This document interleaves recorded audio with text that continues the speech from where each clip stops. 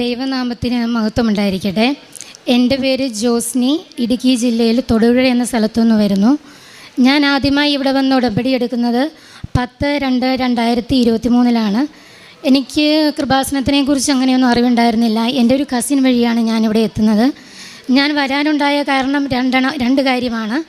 എൻ്റെ രണ്ടാമത്തെ നിയോഗമായ വിദേശത്ത് പോകുക എന്നുള്ളതായിരുന്നു എൻ്റെ രണ്ടാമത്തെ നിയോഗം. 3, എൻ്റെ അമ്മ രോഗാവസ്ഥയിലാണ്, അതിൽ നിന്ന് രക്ഷ പ്രാപിക്കണം എന്നുള്ളതായിരുന്നു മൂന്നാമത്തെ നിയോഗം. ഒന്നാമത്തത് അന്നും ഇന്നും ഞാൻ വയ്ക്കുന്നത് വിശുദ്ധിയിൽ ജീവിക്കാൻ കഴിയുക എന്നുള്ളതായിരുന്നു എൻ്റെ ഒന്നാമത്തെ നിയോഗം. അതിൽ ഉടമ്പടി എടുത്ത് ഏകദേശം 45 ദിവസത്തിനുള്ളിൽ എൻ്റെ അമ്മയ്ക്ക് രോഗസൗഖ്യമുണ്ടായി. ഞാനിവിടെ വന്ന് ഉടമ്പടി എടുത്ത് പോയി അന്ന് നൈറ്റ് തന്നെ എനിക്ക് മാതാവിൻ്റെ സാന്നിധ്യം അനുഭവിക്കാൻ കഴിഞ്ഞു. അന്ന് തൊട്ട് ഈ നിമിഷം വരെ ദൈവസാന്നിധ്യത്തിൽ ജീവിക്കുക എന്നുള്ളതാണ് എൻ്റെ ജീവിതത്തിൽ ഏറ്റവും പ്രധാനപ്പെട്ട എയിമായിരുന്നു. അത് അതുപോലെ തന്നെ നടന്നു പോകുന്നുമുണ്ട്. അപ്പോൾ ഞാൻ ആദ്യമായി മാതാവിനെ കാണുന്നത് ഒരേ സമയത്ത് തന്നെ 2 തരത്തിലുള്ള വേഷത്തിലാണ്. ഒന്ന്, കൃപാസന മാതാവ് ഞാൻ കിടന്നുറങ്ങുന്ന എൻ്റെ കാൽച്ചോട്ടിൽ വന്ന് നിൽക്കുന്നു.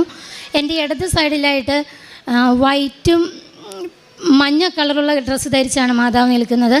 മാതാവിൻ്റെ ഫേസിലേക്ക് എനിക്ക് നോക്കാൻ പറ്റുന്നില്ല, ഭയങ്കരമായിട്ടും വെളിച്ചമാണ്. ആ സ്വപ്നം കണ്ട് അങ്ങനെ കണ്ടിന്യൂസ് കുറേ നേരം ആ മാതാവിൻ്റെ അടുത്ത് നിന്നിരുന്നു.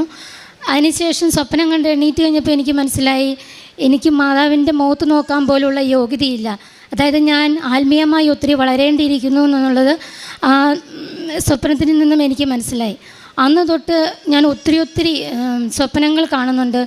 മാതാവാണെങ്കിൽ പല ഡേറ്റുകളിലൂടെയും മഴവില്ലിലൂടെയും അല്ലെങ്കിൽ പല ദർശനങ്ങളിലൂടെയും ഭാവിയിൽ നടക്കാൻ പോകുന്ന കാര്യങ്ങൾ മാതാവ് എനിക്ക് കാണിച്ചു തന്നുകൊണ്ടിരുന്നു. അതിൽ 1-2 കാര്യം ഞാനിവിടെ പറയാം. എൻ്റെ ഒരു ഫാമിലി ഫ്രണ്ടിൻ്റെ ഒരു കുഞ്ഞിന് മരണം സംഭവിച്ചു. അതെൻ്റെ മാതാവ് ഇങ്ങനെയാണ് കാണിച്ചു തരുന്നത്. ഒരു 1.5-2 വയസ്സ് അടുത്ത് പ്രായമുള്ള ഒരു കുഞ്ഞ് എൻ്റെ കൺമുമ്പിൽ ഇങ്ങനെ വരികയാണ് ചിരിച്ചുകൊണ്ട്. ആദ്യത്തെ ദിവസം കണ്ടു ആ സ്വപ്നം, ഒരു മാലാക്കുഞ്ഞാണ്, നമുക്കെല്ലാം സന്തോഷം തോന്നുന്നതാണ്. പക്ഷേ എനിക്ക് ആ സ്വപ്നം വളരെയധികം ഡിസ്റ്റർബ് ചെയ്യാണ്. ആദ്യത്തെ ദിവസം കണ്ടു, 2ാമത്തെ ദിവസം കണ്ടു, 3ാമത്തെ ദിവസം ഇത് തന്നെ കണ്ടിന്യൂസ് കാണുകയാണ്. അപ്പോൾ എനിക്ക് 3 പെൺകുഞ്ഞുങ്ങളാണുള്ളത്. അപ്പോൾ ഞാൻ വിചാരിച്ചു എനിക്കൊരു ആൺകുട്ടിയത് മാതാവ് തരുമായിരിക്കുമെന്ന്. പക്ഷേ 4ാമത്തെ ദിവസം ഹസ്ബൻഡ് എന്നോട് പറയാണ്, ഞങ്ങളുടെ ഫാമിലി ഫ്രണ്ടിൻ്റെ കുഞ്ഞ് 1.5-2 വയസ്സോളം ഉള്ളു മരിക്കുമ്പോൾ മീൻ കുളത്തിൽ ചാടി മരിച്ചു പോയെന്ന്. അന്നേരം എനിക്ക് മനസ്സിലാവുന്നില്ല മാതാവ് കാണിച്ചെന്നാണ് ഈ കുഞ്ഞിനെയെന്ന്. ഞാൻ ശവടക്കിന് അവിടെ ചെന്നപ്പോഴാണ് മനസ്സിലാവുന്നത് ഞാൻ സ്വപ്നത്തിൽ കണ്ട അതേ കുട്ടി അവിടെ. അതുപോലെ തന്നെ എനിക്ക് കാരുണ്യപ്രവർത്തികൾ ഒത്തിരി ചെയ്യാൻ പറ്റുന്നുണ്ടായിരുന്നില്ല. ഞാൻ എൻ്റെ ഇളയ കുഞ്ഞിന് 4 വയസ്സ് പ്രായമുള്ളൂ. അവളെയും കൊണ്ട് എനിക്ക് അടുത്തൊന്നും പോയി കാരുണ്യപ്രവർത്തികൾ മാത്രം ചെയ്യാൻ പറ്റുന്നുണ്ടായിരുന്നില്ല. അപ്പോൾ ഞാനിങ്ങനെ പ്രാർത്ഥിക്കും, മാതാവേ എൻ്റെ സാഹചര്യം നിനക്കറിയാം, എന്നെ കുഞ്ഞിനെ നോക്കാൻ ആരുമില്ല, ഈ കുഞ്ഞിനെയും കൊണ്ടുപോയി എനിക്ക് കാരുണ്യപ്രവർത്തികൾ മാത്രം ചെയ്യാൻ പറ്റുന്നില്ല, ബാക്കി അത്യാവശ്യം എല്ലാ കാര്യങ്ങളും ഞാൻ ഉടമ്പടി പ്രകാരം ചെയ്യുന്നുണ്ട്. അപ്പം ഞാൻ എന്ത് ചെയ്യും? ഈ കുഞ്ഞിനെ കൊണ്ട് മിക്കപ്പോഴും ഞാൻ ഹോസ്പിറ്റലിലാണ്. എങ്കിലും ഞാൻ ഈ കുഞ്ഞിനെ കൊണ്ട് അടുത്തുള്ള വീടുകളിൽ രോഗികളെ കാണുകയും തൈലം പൂശി പ്രാർത്ഥിക്കുകയൊക്കെ ചെയ്യാറുണ്ട്. ഒരു ചേച്ചിയുടെ വീട്ടിൽ പോകാൻ നേരത്ത് മാത്രം എനിക്ക് പോകാൻ പറ്റണില്ല. 2 പ്രാവശ്യം പോയിട്ട് എനിക്ക് ചേച്ചിയെ കാണാൻ പറ്റുന്നില്ല. ഒരു ദിവസം സ്വപ്നത്തിൽ ഈ കുഞ്ഞിനെ കണ്ട പോലെ തന്നെ ആ ചേച്ചിയുടെ ഫേസ് എൻ്റെ മുന്നിലേക്ക് ചിരിച്ചുകൊണ്ട് വന്നു. ഞാൻ ഒട്ടും മടിച്ചില്ല. പിറ്റേ ദിവസം ഞാൻ ആ ചേച്ചിയെ കാണാൻ ചെന്നു. ഈ ചേച്ചിയെ സ്വപ്നത്തിൽ വന്നതെന്നൊന്നും എനിക്കറിയില്ല, ആദ്യമായിട്ട് കാണുവാണ്. ചെന്ന് കണ്ടു കഴിഞ്ഞപ്പോൾ ചേച്ചി പാരലൈസ് ആയിട്ടുള്ള പേഷ്യൻ്റ് ആയിരുന്നു. സ്വപ്നത്തിൽ കണ്ട അതേ ചേച്ചി അവിടെ. അപ്പോൾ ആ ചേച്ചിക്ക് ഞാൻ നേർച്ച വസ്തുക്കളായ തൈലം പുരട്ടി പ്രാർത്ഥിക്കും, കൊന്ത കൊടുക്കും, ലോക്കറ്റ് കൊടുക്കും, അതുപോലെ പത്രം ചേച്ചിക്ക് വായിക്കാനായിട്ട് കൊടുക്കും. അക്രൈസ്തവയാണ്. അങ്ങനെ ചേച്ചിനെ ഇടയ്ക്ക് പോയി കാണുകയും നേർച്ച വസ്തുക്കൾ കൊടുത്ത് പ്രാർത്ഥിക്കുകയും ചെയ്തു. പാരലൈസായ ചേച്ചി ഇപ്പോൾ വാക്കറയിൽ വീട്ടിൽ കൂടെ ആയിട്ട് നടക്കുന്നുണ്ട്. ദൈവം വലിയൊരു അനുഗ്രഹം ചേച്ചിക്ക് നൽകിയിട്ടുണ്ട്. അങ്ങനെ വലുതും ചെറുതുമായി ഒത്തിരി അനുഗ്രഹങ്ങൾ ജീവിതത്തിൽ നടന്നുകൊണ്ടിരിക്കുന്നു. അതിൽ ഞാൻ ഏറ്റവും ഇമ്പോർട്ടൻസ് കൊടുത്തിരുന്നത് 2ാമത്തെ നിയോഗമായ എനിക്ക് വിദേശത്തേക്ക് പോകുക എന്നുള്ളതാണ്. ഞാൻ IELTS എഴുതി ഏകദേശം ഒരു വർഷത്തോളമായി IELTS എഴുതിയിട്ട് ഞാൻ UK പോകാൻ വേണ്ടി ട്രൈ ചെയ്യുന്നു. ഏജൻസിക്ക് കൊടുത്തു, പേയ്മെൻ്റ് എല്ലാം ചെയ്തു. അവർ പറയണത് 3 ആഴ്ചയ്ക്കുള്ളിൽ ഇൻ്റർവ്യൂവിന് ഡേറ്റ് വരുമെന്നാണ്. 7 മാസമായിട്ടും എനിക്കൊരു ഇൻ്റർവ്യൂ ഒന്നും വരുന്നില്ല. അങ്ങനെയാണ് ഞാൻ ഇവിടെ വരുന്നത്. ഉടമ്പടി എടുത്തതിന് ശേഷവും എനിക്ക് പല ഇൻ്റർവ്യൂകൾ ഞാൻ അറ്റൻഡ് ചെയ്യുന്നുണ്ട്, പാസ്സാവുന്നുണ്ട്. അവർ പറഞ്ഞു വിളിച്ചേക്കാം, ഓഫർ ലെറ്റർ തന്നേക്കാം എന്ന് പറയുന്നല്ലാതെ അതിനൊരു പ്രോഗ്രസ് ഒന്നുമില്ല. അങ്ങനെ ഞാൻ യൂട്യൂബിലും ഫേസ്ബുക്കിലും ഇൻസ്റ്റാഗ്രാമിലൊക്കെ പല പോസ്റ്റിലും കണ്ട് എൻ്റെ ബയോഡേറ്റ കൊടുക്കാത്ത രാജ്യങ്ങൾ വളരെ കുറവാണ്. അതേപോലെ ബയോഡേറ്റ ഞാൻ സെൻഡ് ചെയ്യുക. കാരണം എനിക്ക് IELTSൻ്റെ വാലിഡിറ്റി തീരാൻ പോവുക. അപ്പോൾ അതിന് മുമ്പ് എങ്ങനെയും കയറി പോകണം. ആ ഒരു ലക്ഷ്യത്തോടു കൂടി പല ഏജൻസിക്കും ഞാൻ അപ്ലൈ ചെയ്യുന്നുണ്ട്. പക്ഷേ ഒന്നും ആവണില്ല. അതുപോലെ എനിക്ക് 10 ഇയേഴ്സോളം ഗ്യാപ്പുണ്ട്. അപ്പം എനിക്ക് കുഞ്ഞായതുകൊണ്ട് അവരെ നോക്കാൻ ആളില്ലാത്തതുകൊണ്ട് ഞാൻ വർക്ക് ചെയ്യുന്നുണ്ടായിരുന്നില്ല. അങ്ങനെ ഇരിക്കുമ്പോഴാണ് ഞാൻ IELTS എഴുതി UK പോകാൻ വേണ്ടി ട്രൈ ചെയ്യുന്നത്. അപ്പോൾ ഇതൊന്നും നടക്കാതെ വന്നു കഴിഞ്ഞപ്പോൾ ഞാൻ പിന്നെ ഇടയ്ക്ക് വന്ന് അച്ഛനെ കണ്ടു, അച്ഛൻ്റെ ബ്ലെസ്സിങ് വാങ്ങിച്ചു. എന്നിട്ട് പിന്നെ രണ്ടാമതൊന്നും കൂടെ വന്നു. അപ്പോൾ ഓഫീസിൽ നിന്ന് എന്നോട് പറഞ്ഞു, ഇനി UK പോകണ്ട, പൈസ തിരിച്ചു മേടിച്ചോളാൻ പറഞ്ഞു. പക്ഷേ അതെന്നെ വല്ലാതെ അങ്ങ് തളർത്തി കളഞ്ഞു. എങ്കിലും ഞാൻ വീട്ടിൽ ചെന്ന് കഴിഞ്ഞ് റീഫണ്ട് ചോദിച്ചു. ഇനി മാതാവിൻ്റെ ഇഷ്ടം പോലെ ആവട്ടെ, മാതാവ് ചിലപ്പോൾ ആഗ്രഹിക്കുന്നുണ്ടാവില്ല ഞാൻ പുറത്ത് വർക്ക് ചെയ്യാൻ, നാട്ടിൽ തന്നെ ചെയ്യാനായിരിക്കും ആഗ്രഹിക്കുന്നതെന്ന് വിചാരിച്ച് ഞാൻ ഓക്കെ റീഫണ്ട് മേടിക്കാമെന്ന് വെച്ച് റീഫണ്ട് മേടിച്ചു. കുറച്ച് നാളത്തേക്ക് ഞാൻ വേറെ മറ്റിടത്തൊന്നും അപ്ലൈ ചെയ്തില്ല. അങ്ങനെ കുറച്ച് നാൾ പോയി ഞാൻ അങ്ങനെ ഒരു യൂട്യൂബിൽ അച്ഛൻ്റെ ധ്യാനം കൂടിക്കൊണ്ടിരിക്കുക. ചൊവ്വാഴ്ച ദിവസമാണ്. അപ്പോൾ എൻ്റെ നാത്തൂനോട് OET പ്രാക്ടീസ് ചെയ്യുന്നുണ്ട്. അപ്പോൾ നാത്തൂനൊരു നമ്പർ എൻ്റെ അടുത്ത് തന്നു. അപ്പോൾ ഞാൻ അച്ഛൻ്റെ ടോക്ക് കേട്ടുകൊണ്ടിരിക്കുകയാണ്. മൊബൈലിലാണ് സാധാരണ ഞാൻ കൂടാറ്. ഞാൻ വീഡിയോ പോസ്റ്റ് ചെയ്തു. ആരാധനയ്ക്ക് തൊട്ട് മുമ്പായിട്ട് ഞാൻ മാതാവിനോട് ഇത്രയേ പറഞ്ഞുള്ളൂ, എനിക്ക് ഇനിയും ബയോഡാറ്റ കൊടുക്കാത്ത രാജ്യങ്ങൾ കുറവാണെന്ന് എനിക്കറിയാമല്ലോ. ഇനി എനിക്ക് കൊടുക്കാൻ പറ്റില്ല, കാരണം വീട്ടിലുള്ളവർ എന്നെ വഴക്ക് പറഞ്ഞു തുടങ്ങി, നാട്ടിലെവിടെയെങ്കിലും കയറ്, ഇനി എന്തോരോന്ന് വെച്ചാൽ കൊടുക്കണേ, അതുകൊണ്ട് ഇനി നീ പുറത്തേക്ക് പോകണ്ടെന്നൊരു ടോക്ക് വീട്ടിലുണ്ട്. അപ്പം ഞാൻ മാതാവിനോട് പറഞ്ഞു, ഇത് നടക്കുമെങ്കിലേ ഞാൻ കൊടുക്കുകയുള്ളൂ, നീ ആഗ്രഹിക്കുന്നുണ്ടെങ്കിൽ ഇതെനിക്ക് റെഡിയാക്കി തരണം എന്ന് പറഞ്ഞ് ഞാൻ ആരാധന കൂടി. ആരാധന കഴിഞ്ഞ് കഴിഞ്ഞപ്പോൾ ഞാൻ ഏജൻസിയെ വിളിച്ചു. അവരിൽ നിന്ന് വളരെ പോസിറ്റീവായ റെസ്പോൺസ് എനിക്ക് ഉണ്ടായിട്ടുണ്ടായിരുന്നത്. ഞങ്ങൾ പിറ്റേ ദിവസം തന്നെ ഞാനും നാത്തൂനും ഹസ്ബൻഡും കൂടെ പോയി എൻ്റെ എല്ലാ സർട്ടിഫിക്കറ്റുകളുമായി പോയി അവിടെ പോയി എല്ലാം സർട്ടിഫിക്കറ്റുകളും കൊടുത്തു. ഒരു 1.5 മാസത്തിനുള്ളിൽ തന്നെ എനിക്ക് ഓഫർ ലെറ്റർ വന്നു. ആ സെയിം ടൈമിൽ എൻ്റെ ചേച്ചി കാനഡയിൽ വർക്ക് ചെയ്യുന്നുണ്ട്. ചേച്ചി പറഞ്ഞു, ഇതിപ്പോൾ നടക്കില്ലോ, നമുക്കറിയില്ലല്ലോ, നമുക്കൊന്ന് കാനഡയിലേക്കൊന്ന് അപ്ലൈ ചെയ്യാമെന്ന് പറഞ്ഞു. ചേച്ചി കാനഡയിൽ സെറ്റിൽഡാണ്. അപ്പോൾ ചേച്ചി പേയ്മെൻറ്റ് ചെയ്ത് എൻ്റെ പ്രോസസ്സിങ് ചേച്ചി എൻ്റെ Gmail ID കയറി ചേച്ചി തന്നെ എല്ലാം ചെയ്തുകൊണ്ടിരിക്കുക. അപ്പോൾ ഈ കാനഡയുടെയും ജർമ്മനിയുടെയും സെയിം പ്രോസസ്സിങ് ഒരേപോലെ മുന്നോട്ട് പോവുക. അപ്പോൾ ഇത് ഏത് സെലക്ട് ചെയ്യണമെന്ന് എനിക്ക് മൊത്തം കൺഫ്യൂഷനായി. അങ്ങനെ ഇരിക്കുമ്പോൾ മാതാവ് അടുത്തൊരു ദർശനം എനിക്ക് കാണിച്ചിരിക്കുകയാണ്. ഞാൻ ആകാശത്തിനോട് വളരെ ചേർന്ന് നിൽക്കുന്നു. അതിൻ്റെ എൻ്റെ കണ്ണിന് തൊട്ട് മേളിലായിട്ട് ആകാശത്തിൽ ഇങ്ങനെ എഴുതി കാണിക്കുകയാണ് കുറേ സെൻറ്റൻസുകൾ. അത് എന്താണെന്ന് ഞാൻ ക്ലിയറായിട്ട് ഓർക്കുന്നില്ല. അവസാനം എന്നെ സ്ട്രൈക്ക് ചെയ്തൊരു വാക്ക് പാർക്ക് എന്ന് പറയുന്നൊരു വേർഡ്സാണ്. അതിൻ്റെ നേരെ ഓപ്പോസിറ്റും ഫോറിൻ രാജ്യം കാണിക്കുന്നുണ്ട്, മഞ്ഞ് പെയ്യുന്നു, അങ്ങനെയുള്ള കുറേ ഫോറിൻ രാജ്യങ്ങൾ എനിക്ക് കാണിച്ചു തരുന്നുണ്ട്. അപ്പോൾ ഈ ദർശനത്തിൽ നിന്ന് എണീറ്റ് കഴിഞ്ഞപ്പോൾ എനിക്ക് മനസ്സിലാവുന്നില്ല ഈ പാർക്ക് എന്നുകൊണ്ട് എന്താ ഉദ്ദേശിക്കുന്നത്. ഞാൻ ഗൂഗിളിൽ സെർച്ച് ചെയ്തു, ഇനി പാർക്കിന് വേറെ എന്തെങ്കിലും മീനിങ് ഉണ്ടോ എന്നറിയാം. പക്ഷേ നമുക്കറിയാവുന്ന പോലെ തന്നെ പാർക്കിന് ആ ഒരു മീനിങ്ങേ ഉള്ളൂ. അങ്ങനെ കുറച്ച് ദിവസം കൂടെ മുന്നോട്ട് പോയി. അപ്പോൾ എന്നെ ജർമ്മനിയുടെ ഏജൻസിയിൽ നിന്ന് വിളിച്ചു. 1 വീക്ക് കഴിയുമ്പോൾ 3 lakhs rupees പേയ്മെൻറ്റ് ചെയ്യണം, നമുക്ക് വിസയുടെ പ്രോസസ്സിങ് സ്റ്റാർട്ട് ചെയ്യണമെന്ന് പറഞ്ഞു. ഇപ്പോൾ കാനഡ നിൽക്കുന്നു, ഏത് സെലക്ട് ചെയ്യണമെന്ന് എനിക്കറിയില്ല. ചേച്ചി കാനഡയ്ക്ക് വരാൻ എന്നെ വിളിക്കുന്നുണ്ട്. അപ്പം ഞാൻ മാതാവ് 1 വീക്ക് എൻ്റെ മുന്നിലുള്ളൂ, അതിന് മുമ്പ് ഞാൻ 3 lakhs അടയ്ക്കണം, അടച്ചു കഴിഞ്ഞിട്ട് നമുക്ക് വേണ്ടാന്ന് പറഞ്ഞ് അവർ റീഫണ്ട് ചെയ്യത്തില്ല. അപ്പം ഞാൻ എന്ത് ചെയ്യണമെന്ന് മാതാവ് തന്നെ കാണിച്ചു തരണമെന്ന് പറഞ്ഞു. അങ്ങനെ കാനഡയുടെ അവിടെ നിന്ന് എനിക്കൊരു പേപ്പർ വരാനുണ്ടായിരുന്നു. ആ പേപ്പറിൽ ഇങ്ങനെ ഒരു അഡ്രസ്സ് ഞാൻ കണ്ടു, വെസ്റ്റേൺ പാർക്ക്, നോവാസ്കോഷ്യ, സിഡ്നി എന്ന് പറഞ്ഞ സ്ഥലത്തേക്കാണ് ഞാൻ അപ്ലൈ ചെയ്തേക്കുന്നത്. അപ്പോൾ ഒരു പാർക്ക് എന്നൊരു വേഗമായിട്ട് അതൊക്കെ കണ്ടു കഴിഞ്ഞപ്പോൾ ഞാൻ ഈ പാർക്ക് എന്നുള്ള വേർഡ് അന്വേഷിച്ച് നടക്കുകയാണ്. അപ്പോൾ അതിലാ ഒരു വേർഡ് കണ്ടപ്പോൾ ഞാൻ ഓർത്തു, മാതാവ് എനിക്കിനി കാനഡ തന്നെയായിരിക്കും ഉദ്ദേശിക്കുന്നതെന്ന് വിചാരിച്ചു. പക്ഷേ 2 പ്രോസസ്സിങ്ങിന് സ്റ്റക്കായി നിൽക്കുക, ഒന്നും മുന്നോട്ട് പോകണില്ല. അപ്പം ഞാൻ മാതാവ് ഏതാദ്യം നടക്കുന്നു അതിന് ഞാൻ പോകുമെന്ന് പറഞ്ഞു. അങ്ങനെ മിനിറ്റുകളുടെ വ്യത്യാസത്തിൽ ജർമ്മനിയുടെ പ്രോസസ്സിങ് എനിക്ക് മുന്നോട്ട് പോയി. ഞാൻ 3 lakhs rupees അടച്ചു. അങ്ങനെ അതിൻ്റെ വിസ പ്രോസസ്സിങ് സ്മൂത്തായിട്ട് നടന്നുകൊണ്ടിരിക്കുന്നു. അതിൻ്റെ ഇടയിൽ അപ്പോൾ എനിക്ക് മെഡിക്കൽ വരണം, എൻ്റെ വിസ പ്രോസസ്സിങ് എല്ലാം കഴിഞ്ഞു മെഡിക്കൽ വരണം. എന്ത് ചെയ്താൽ പിന്നെ അവിടെ പ്രശ്നമായി, മെഡിക്കൽ വരണില്ല. അപ്പം മെഡിക്കലിന് ഡേറ്റ് കിട്ടണില്ല. മെഡിക്കൽ നമുക്ക് ഡൽഹിയിൽ എംബസി പോയി വേണം ചെയ്യാൻ, നമ്മുടെ നാട്ടിൽ ചെയ്യത്തില്ല. അപ്പോൾ എന്ത് ചെയ്താൽ എനിക്ക് എൻ്റെ കൂടെ കുറച്ച് 10-20 പിള്ളേരുണ്ട്, ഞങ്ങൾ ഒരുമിച്ചാണ് പോകുന്നത്. അവർക്ക് ആർക്കും ഡേറ്റ് വരുന്നില്ല. കഴിഞ്ഞിട്ട് ഒത്തിരി പേര് വെയിറ്റ് ചെയ്യുന്നു, മാസങ്ങളായിട്ട് വെയിറ്റ് ചെയ്യുന്നവരുണ്ട്. അപ്പോൾ മാതാവ് എനിക്ക് പല ഡേറ്റുകൾ പിന്നെയും കാണിച്ചിരുന്നു. അപ്പോൾ എൻ്റെ വിശ്വാസം എന്താണ്, മെഡിക്കലിന് ഡേറ്റ് തരുന്നതാണ്. പക്ഷേ ഞാനിവിടെ ഉടമ്പടി വെക്കുന്ന 1-2 കാര്യങ്ങൾ എൻ്റേതായിട്ടുള്ളൂ, ബാക്കിയുള്ള കോമൺ ആയിട്ടുള്ള കാര്യങ്ങൾക്ക് വേണ്ടിയാണ്. എൻ്റേതായ പേഴ്സണൽ കാര്യത്തിന് വേണ്ടി ഞാൻ അങ്ങനെ 1-2 കൂടുതൽ വെക്കാറില്ല. ബാക്കി പൊതുജനങ്ങൾക്കും അല്ലെങ്കിൽ ഞാനുമായി ബന്ധപ്പെട്ട ആർക്കെങ്കിലും വേണ്ടി അല്ലെങ്കിൽ എന്നോട് സഹായം ആവശ്യപ്പെടുന്നവർക്ക് വേണ്ടിയാണ് കൂടുതലായിട്ട് ഞാൻ വെക്കാറ്. അതുകൊണ്ടായിരിക്കും മാതാവ് എനിക്ക് പല ഡേറ്റുകൾ കാണിച്ചു തന്നിട്ട് അതിൽ സംഭവിക്കുന്നത്, ഒരു ഡേറ്റ് കാണിച്ചു തന്നിട്ട് സംഭവിച്ചത് എൻ്റെ വീട്ടിൽ വലിയൊരു ചുഴലിക്കാറ്റുണ്ടായി. എൻ്റെ വീടിൻ്റെ പറമ്പിലുള്ള എല്ലാ മരങ്ങളും ഞങ്ങളുടെ വീടിൻ്റെ പൊക്കത്ത് ചാടി, വീടും പോയി, പറമ്പിൽ ഇപ്പോൾ തരിശു ഭൂമിയായിട്ട് കിടക്കുകയാണ്. മിറ്റത്ത് ഞാൻ ഇപ്പോൾ ഉണ്ടായിരുന്നു, എനിക്കൊരു പോറൽ പോലും പറ്റിയില്ല, ഞാനൊന്നും അറിഞ്ഞുമില്ല. ഇതറിഞ്ഞ് നാട്ടുകാരിൽ ഓടിക്കൂടി എൻ്റെ അടുത്ത് വന്നു, ജോസ്മി നിനക്ക് എന്തെങ്കിലും പറ്റിയോ? അന്നേരം ഞാൻ അറിയുന്നത് ചുഴലിക്കാറ്റാണ് സംഭവം നടന്നതെന്നുള്ളൂ. അങ്ങനെ അത്ഭുതകരമായി മാതാവ് അതിൽ നിന്ന് എന്നെ രക്ഷിച്ചു. പിന്നെ അടുത്ത ഡേറ്റ് കാണിച്ചു തന്നു. അന്നേരവും ഞാൻ ഓർച്ചു മെഡിക്കലിനുള്ള ഡേറ്റ് ആയിരിക്കുമെന്ന് ഞാൻ പ്രാർത്ഥിച്ചു. ആ സമയത്ത് നടന്നത് നമ്മൾ വയനാട്ടിലെ ദുരന്തമായിരുന്നു. അത് കഴിഞ്ഞ് അടുത്ത ഡേറ്റ് കാണിച്ചു തന്നു. ആ സമയത്ത് നമ്മൾ ലോറി ഡ്രൈവറായ അർജുൻ്റെ മരണമായിരുന്നു. അങ്ങനെ ഓരോ ഡേറ്റുകൾ കാണിച്ചു തരാൻ തുടങ്ങി. അപ്പം ഞാൻ മനസ്സിലാക്കി, വേണ്ട, ഇനി എനിക്ക് വേണ്ടി പിന്നെ ഞാൻ പ്രാർത്ഥിച്ചില്ല. എൻ്റെ കാര്യം ഞാൻ മറന്നു. ഞാൻ മറ്റു പലർക്കും, എന്നോട് ആവശ്യപ്പെട്ടവർക്കും, ഞാനിങ്ങനെ അറിയുന്നവർക്കും വേണ്ടി പ്രാർത്ഥിക്കാനായിട്ട് തുടങ്ങി. അങ്ങനെ ഞാൻ എന്നെ മറന്ന് മറ്റുള്ളവർക്ക് വേണ്ടി പ്രാർത്ഥിച്ചു തുടങ്ങിയപ്പോൾ മാതാവ് എൻ്റെ കാര്യം ഏറ്റെടുത്തു. അങ്ങനെ ഇരിക്കുമ്പോൾ ഞാൻ ഒക്ടോബർ 26-ന് ഞാനും ഹസ്ബൻഡും കൂടെ വന്ന് ജപമാല റാലി പങ്കെടുത്തു. നവംബർ 1 ഞാൻ എൻ്റെ ഉടമ്പടി പുതുക്കി.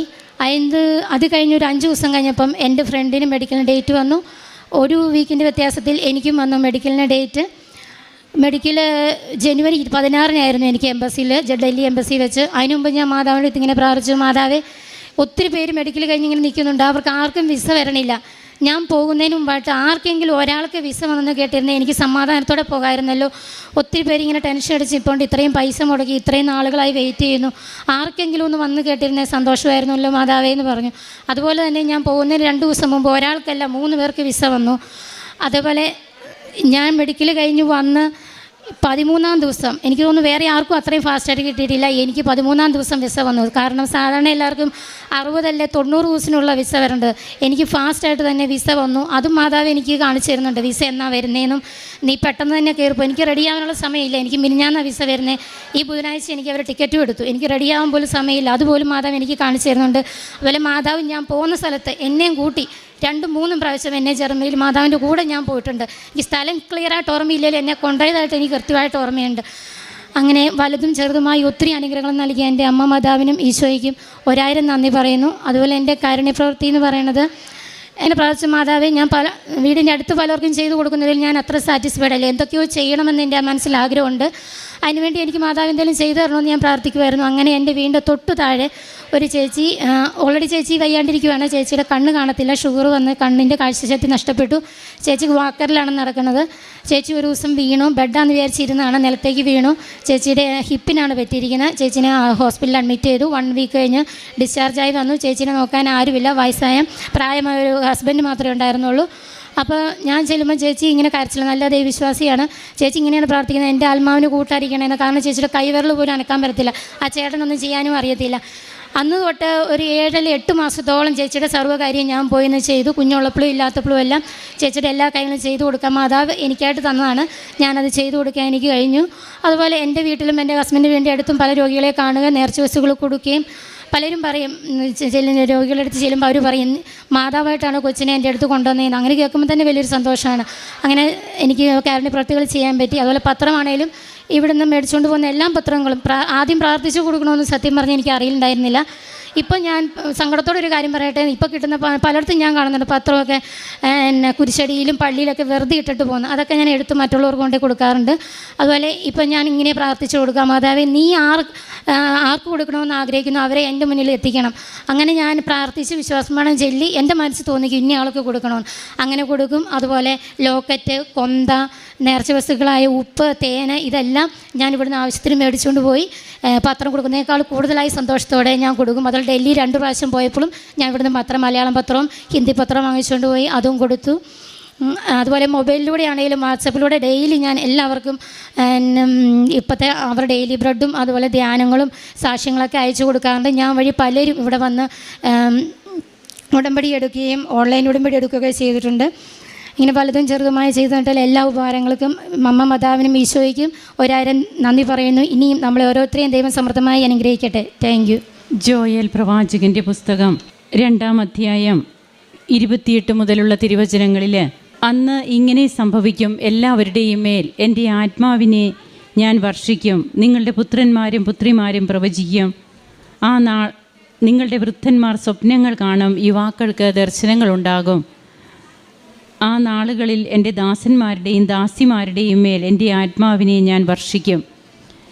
ജോസ്നി എന്ന മകളുടെ ജീവിതത്തിൽ താൻ ഉടമ്പടിയെടുത്ത നിമിഷം മുതൽ തനിക്കുണ്ടാകുന്ന ഓരോ അനുഭവങ്ങൾ, ദൈവ സാന്നിധ്യം തനിക്ക് എങ്ങനെ അനുഭവിക്കാൻ സാധിക്കുന്നു, സ്വപ്നങ്ങളിലൂടെയും ദർശനത്തിലൂടെയുമൊക്കെ പരിശുദ്ധ അമ്മ എങ്ങനെയാണ് ഓരോ കാര്യങ്ങൾ തനിക്ക് മനസ്സിലാക്കി തരുന്നത്, അതൊക്കെ തൻ്റെ ജീവിതത്തിൽ നിവൃത്തിയാകുന്നുണ്ട്. ഇത് ഈ മകളുടെ ഓവറായിട്ടുള്ള ചിന്ത അല്ലെങ്കിൽ എക്സാജറേഷൻ ഇങ്ങനെയൊക്കെ ചിന്തിക്കുന്നവർക്ക് അതങ്ങനെ തന്നെ മാത്രമേ ചിന്തിക്കാൻ സാധിക്കൂ. എന്നാൽ അനുഭവിക്കുന്ന ജോസ്നി തൻ്റെ ജീവിതത്തിൽ ഇതിനു മുൻപ് ഉടമ്പടി എടുക്കുന്നതിന് മുമ്പ് തനിക്കിങ്ങനെയൊന്നും ഒരനുഭവം ഉണ്ടായിട്ടില്ല. എന്നാൽ താൻ വിശുദ്ധീകരിക്കപ്പെട്ട ഒരു ജീവിതം നയിക്കണമെന്ന് ചിന്തിച്ച് അതിനു വേണ്ടിയിട്ട് പരിശ്രമിച്ച് ആ ഒരു പാതയിലൂടെ താൻ മുന്നേറുമ്പോൾ ദൈവിക ഇടപെടലുകൾ തൻ്റെ ജീവിതത്തിലുണ്ടാകുന്നതും 10 വർഷത്തെ ഗ്യാപ്പുള്ള മകള് തൻ്റെ IELTS കാലാവധി തീരുന്ന അതേ സമയത്ത് തന്നെ ഈ മകൾക്ക് എങ്ങനെയാണ് താൻ ആഗ്രഹിച്ച കൺട്രി ഒന്നാണെങ്കിൽ മറ്റൊരു ദേശത്തേക്ക് പരിശുദ്ധ അമ്മ കൊണ്ടുപോകുന്നു. പല പ്രാവശ്യം അമ്മയെ സ്വപ്നം കാണുന്നു. അമ്മ ജർമ്മനിയിൽ താൻ പോകേണ്ട സ്ഥലങ്ങൾ കാണിച്ചു കൊടുക്കുന്നു. ഇതൊക്കെ ജീവിതത്തിൽ അനുഭവിക്കുകയാണ്. അങ്ങനെ അമ്മയോടൊത്തുള്ള ഒരു ജീവിതം ഇന്ന് ഒത്തിരിയേറെ മക്കൾ നയിക്കുന്നുണ്ട് അവരുടെ ജീവിതത്തിൽ. അതിന് ജോയൽ പ്രവാചകൻ്റെ പുസ്തകത്തിലൂടെ തിരുവചനങ്ങൾ നമുക്ക് ബലം തരുന്നുണ്ട്.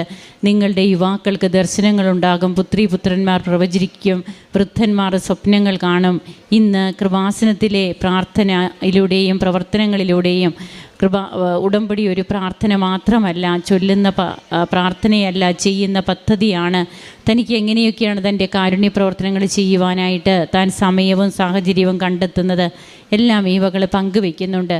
അപ്പോൾ നാം എന്തുമാത്രം ദൈവത്തിന് വേണ്ടി പ്രവർത്തിക്കുവാനായിട്ട്, മറ്റുള്ളവരെ കരുതുന്ന ഒരു വ്യക്തിയാകുവാനായിട്ട് നാം ആഗ്രഹിക്കുന്നുവോ അത്രമാത്രം ദൈവിക ഇടപെടലുകൾ നമ്മുടെ ജീവിതത്തിൽ വന്നുകൊണ്ടേയിരിക്കും. തനിക്കും കുടുംബത്തിനും ലഭിച്ച എല്ലാ കൃപകൾക്കും, പ്രത്യേകിച്ച് താൻ വിദേശത്തേക്ക് പോകുന്ന കാര്യങ്ങളൊക്കെ ക്ലിയറായി ഉടനെ തന്നെ അടുത്ത ആഴ്ച തന്നെ താൻ പോവുകയാണ്. ആ സന്തോഷം അമ്മയുടെ തിരുനടയിൽ വന്ന് ഈ മകൾ പങ്കുവെക്കുന്നു. നമുക്കും കരങ്ങളടിച്ച് ദൈവത്തെ മഹത്വപ്പെടുത്താം. യേശുവേ നന്ദി, യേശുവേ സ്തുതി, യേശുവേ ആരാധന. അമ്മയ്ക്കും മഹത്വം ഉണ്ടാവട്ടെ. എൻ്റെ പേര് ലിസി ബേബി, ഞാൻ ഇളംകുളത്തുനിന്ന് വരുന്നു. ഇതെൻ്റെ കൂട്ടുകാരി, നെയ്ബറും കൂടിയാണ്. പേര് ലൈല, ഒരു മുസ്ലിം സഹോദരിയാണ് ലൈല. ഞങ്ങൾ സ്കൂൾ വിദ്യാഭ്യാസത്തിന് ശേഷം 35 വർഷങ്ങൾക്ക് കഴിഞ്ഞിട്ടാണ് ഇവളെ മീറ്റ് ചെയ്യുന്നത്. അത് മീറ്റ് ചെയ്യുന്ന സമയത്ത് ഇവൾ ബോൺ ക്യാൻസറായിട്ട് കിടന്ന സ്ഥലത്തുനിന്ന് അനങ്ങാൻ പോലും വയ്യാത്തൊരവസ്ഥയിലാണ് കണ്ടുമുട്ടുന്നത്. ആ സമയത്ത് ഞാൻ എൻ്റെ കയ്യിൽ തൈലവും ഉപ്പും തേനും ഒക്കെ കൊണ്ടുപോയിട്ടുണ്ടായിരുന്നു. ആ നേർച്ച വസ്തുക്കൾ ഞാൻ ഇവൾക്ക് കൊടുക്കുകയും ഇവൾ പിറ്റേ ദിവസം മാതാവിനെ സ്വപ്നം കണ്ട് കാലിൽ വീണ് കിടക്കുന്നതായിട്ട് ഇനിയുള്ള കാര്യങ്ങൾ എൻ്റെ കൂട്ടുകാർ തന്നെ പറയും. എൻ്റെ പേര് ലൈല, എറണാകുളത്ത് നിന്ന് വരുന്നത്. എനിക്ക് ഒരു 21 വർഷം ആയി ക്യാൻസർ എല്ലിന്. ട്രീറ്റ്മെൻറ്റ് നടന്നുകൊണ്ടിരിക്കണമായിരുന്നു. അപ്പോൾ എൻ്റെ കൂട്ടുകാർ ഇടയ്ക്ക് വന്ന് കാണാറുണ്ടായിരുന്നു. ഒരു 35 വർഷത്തിന് ശേഷം കണ്ട ഫ്രണ്ടാണ് ലിസി. അവൾ ഇത് വിവരം അറിഞ്ഞിട്ട് അവൾ വന്ന് ഇവിടുത്തെ തൈലം, ഉപ്പ്, തേൻ ഇതൊക്കെ കൊണ്ടുവന്ന് തന്ന്, നിനക്ക് വിശ്വാസം ഉണ്ടെങ്കിൽ നീ ഇത് വെച്ച് പ്രാർത്ഥിക്കുന്നു പറഞ്ഞ്. ആ സമയത്ത് ഞാൻ തീരെ കെടുപ്പിലായി പോയായിരുന്നു. എൻ്റെ ഭാര്യയിലിന് ആയിരുന്നു ആ സമയത്ത് വന്നത്. എഴുന്നേക്കാനും നടക്കാനൊന്നും പറ്റാത്തൊരവസ്ഥയിലാണ് ഇവരെന്നെ വന്ന് കണ്ടത്. ആ സമയത്ത് ഇവൾ എൻ്റെ അടുത്ത് പറഞ്ഞ് നിനക്ക് വിശ്വാസമാണെങ്കിൽ നീ ഇതിവിടെ വെക്ക് എന്ന് പറഞ്ഞപ്പോൾ ഞാൻ പറഞ്ഞു നീ ഇത് വെച്ചിട്ട് പോയിക്കോളാൻ പറഞ്ഞു. അന്ന് രാത്രി തന്നെ ഞാനത് വെച്ച് പ്രാർത്ഥിച്ച് എൻ്റെ മാതാവ് സ്വപ്നത്തിൽ പിറ്റേ ദിവസം തന്നെ സ്വപ്നത്തിൽ വന്ന്, പിന്നെ ഡോക്ടറെ അടുത്ത് പിറ്റേ ദിവസം പോയി അതൊക്കെ കഴിഞ്ഞ് വന്ന് പിന്നെ നല്ല ആ ഒരു അവസ്ഥയിൽ നിന്ന് ഞാൻ എഴുന്നേറ്റ് നടന്നു തുടങ്ങി. ഇപ്പോഴും ഇവിടുന്ന് കിട്ടിയ ഉപ്പും തേനും എല്ലാം ഞാൻ ഇപ്പോഴും ഉപയോഗിക്കുന്നുണ്ട്. എവിടെയെങ്കിലുമൊക്കെ വേദന വരുമ്പോൾ ഞാനത് വെച്ച് പ്രാർത്ഥിച്ച് അത് ചെയ്യുമ്പോൾ എനിക്ക് നല്ലൊരു ആശ്വാസം കിട്ടുന്നുണ്ട്. ഇപ്പോൾ ട്രീറ്റ്മെൻറ്റ് ഉണ്ടെങ്കിലും ക്യാൻസറിൻ്റെ മരുന്നുകളൊന്നും കഴിക്കണില്ല. അങ്ങനെ ഇപ്പോൾ രോഗശാന്തി കിട്ടിയെന്ന് ഞാൻ പൂർണ്ണമായിട്ടും വിശ്വസിക്കണം. എൻ്റെ മാതാവ് എപ്പോഴും എൻ്റെ കൂടെയുണ്ട്. ഞാൻ എപ്പോഴും കാണാറുണ്ട്. മാതാവായിട്ട് ഞാൻ സംസാരിക്കാറുണ്ട്. മാതാവിനെ സ്വപ്നത്തിൽ വരുന്നത് അല്ലെങ്കിൽ ഞാനായിട്ട് ഇങ്ങനെ സംസാരിക്കുന്നത് ഒക്കെ ഞാൻ എപ്പോഴും കാണാറുണ്ട്.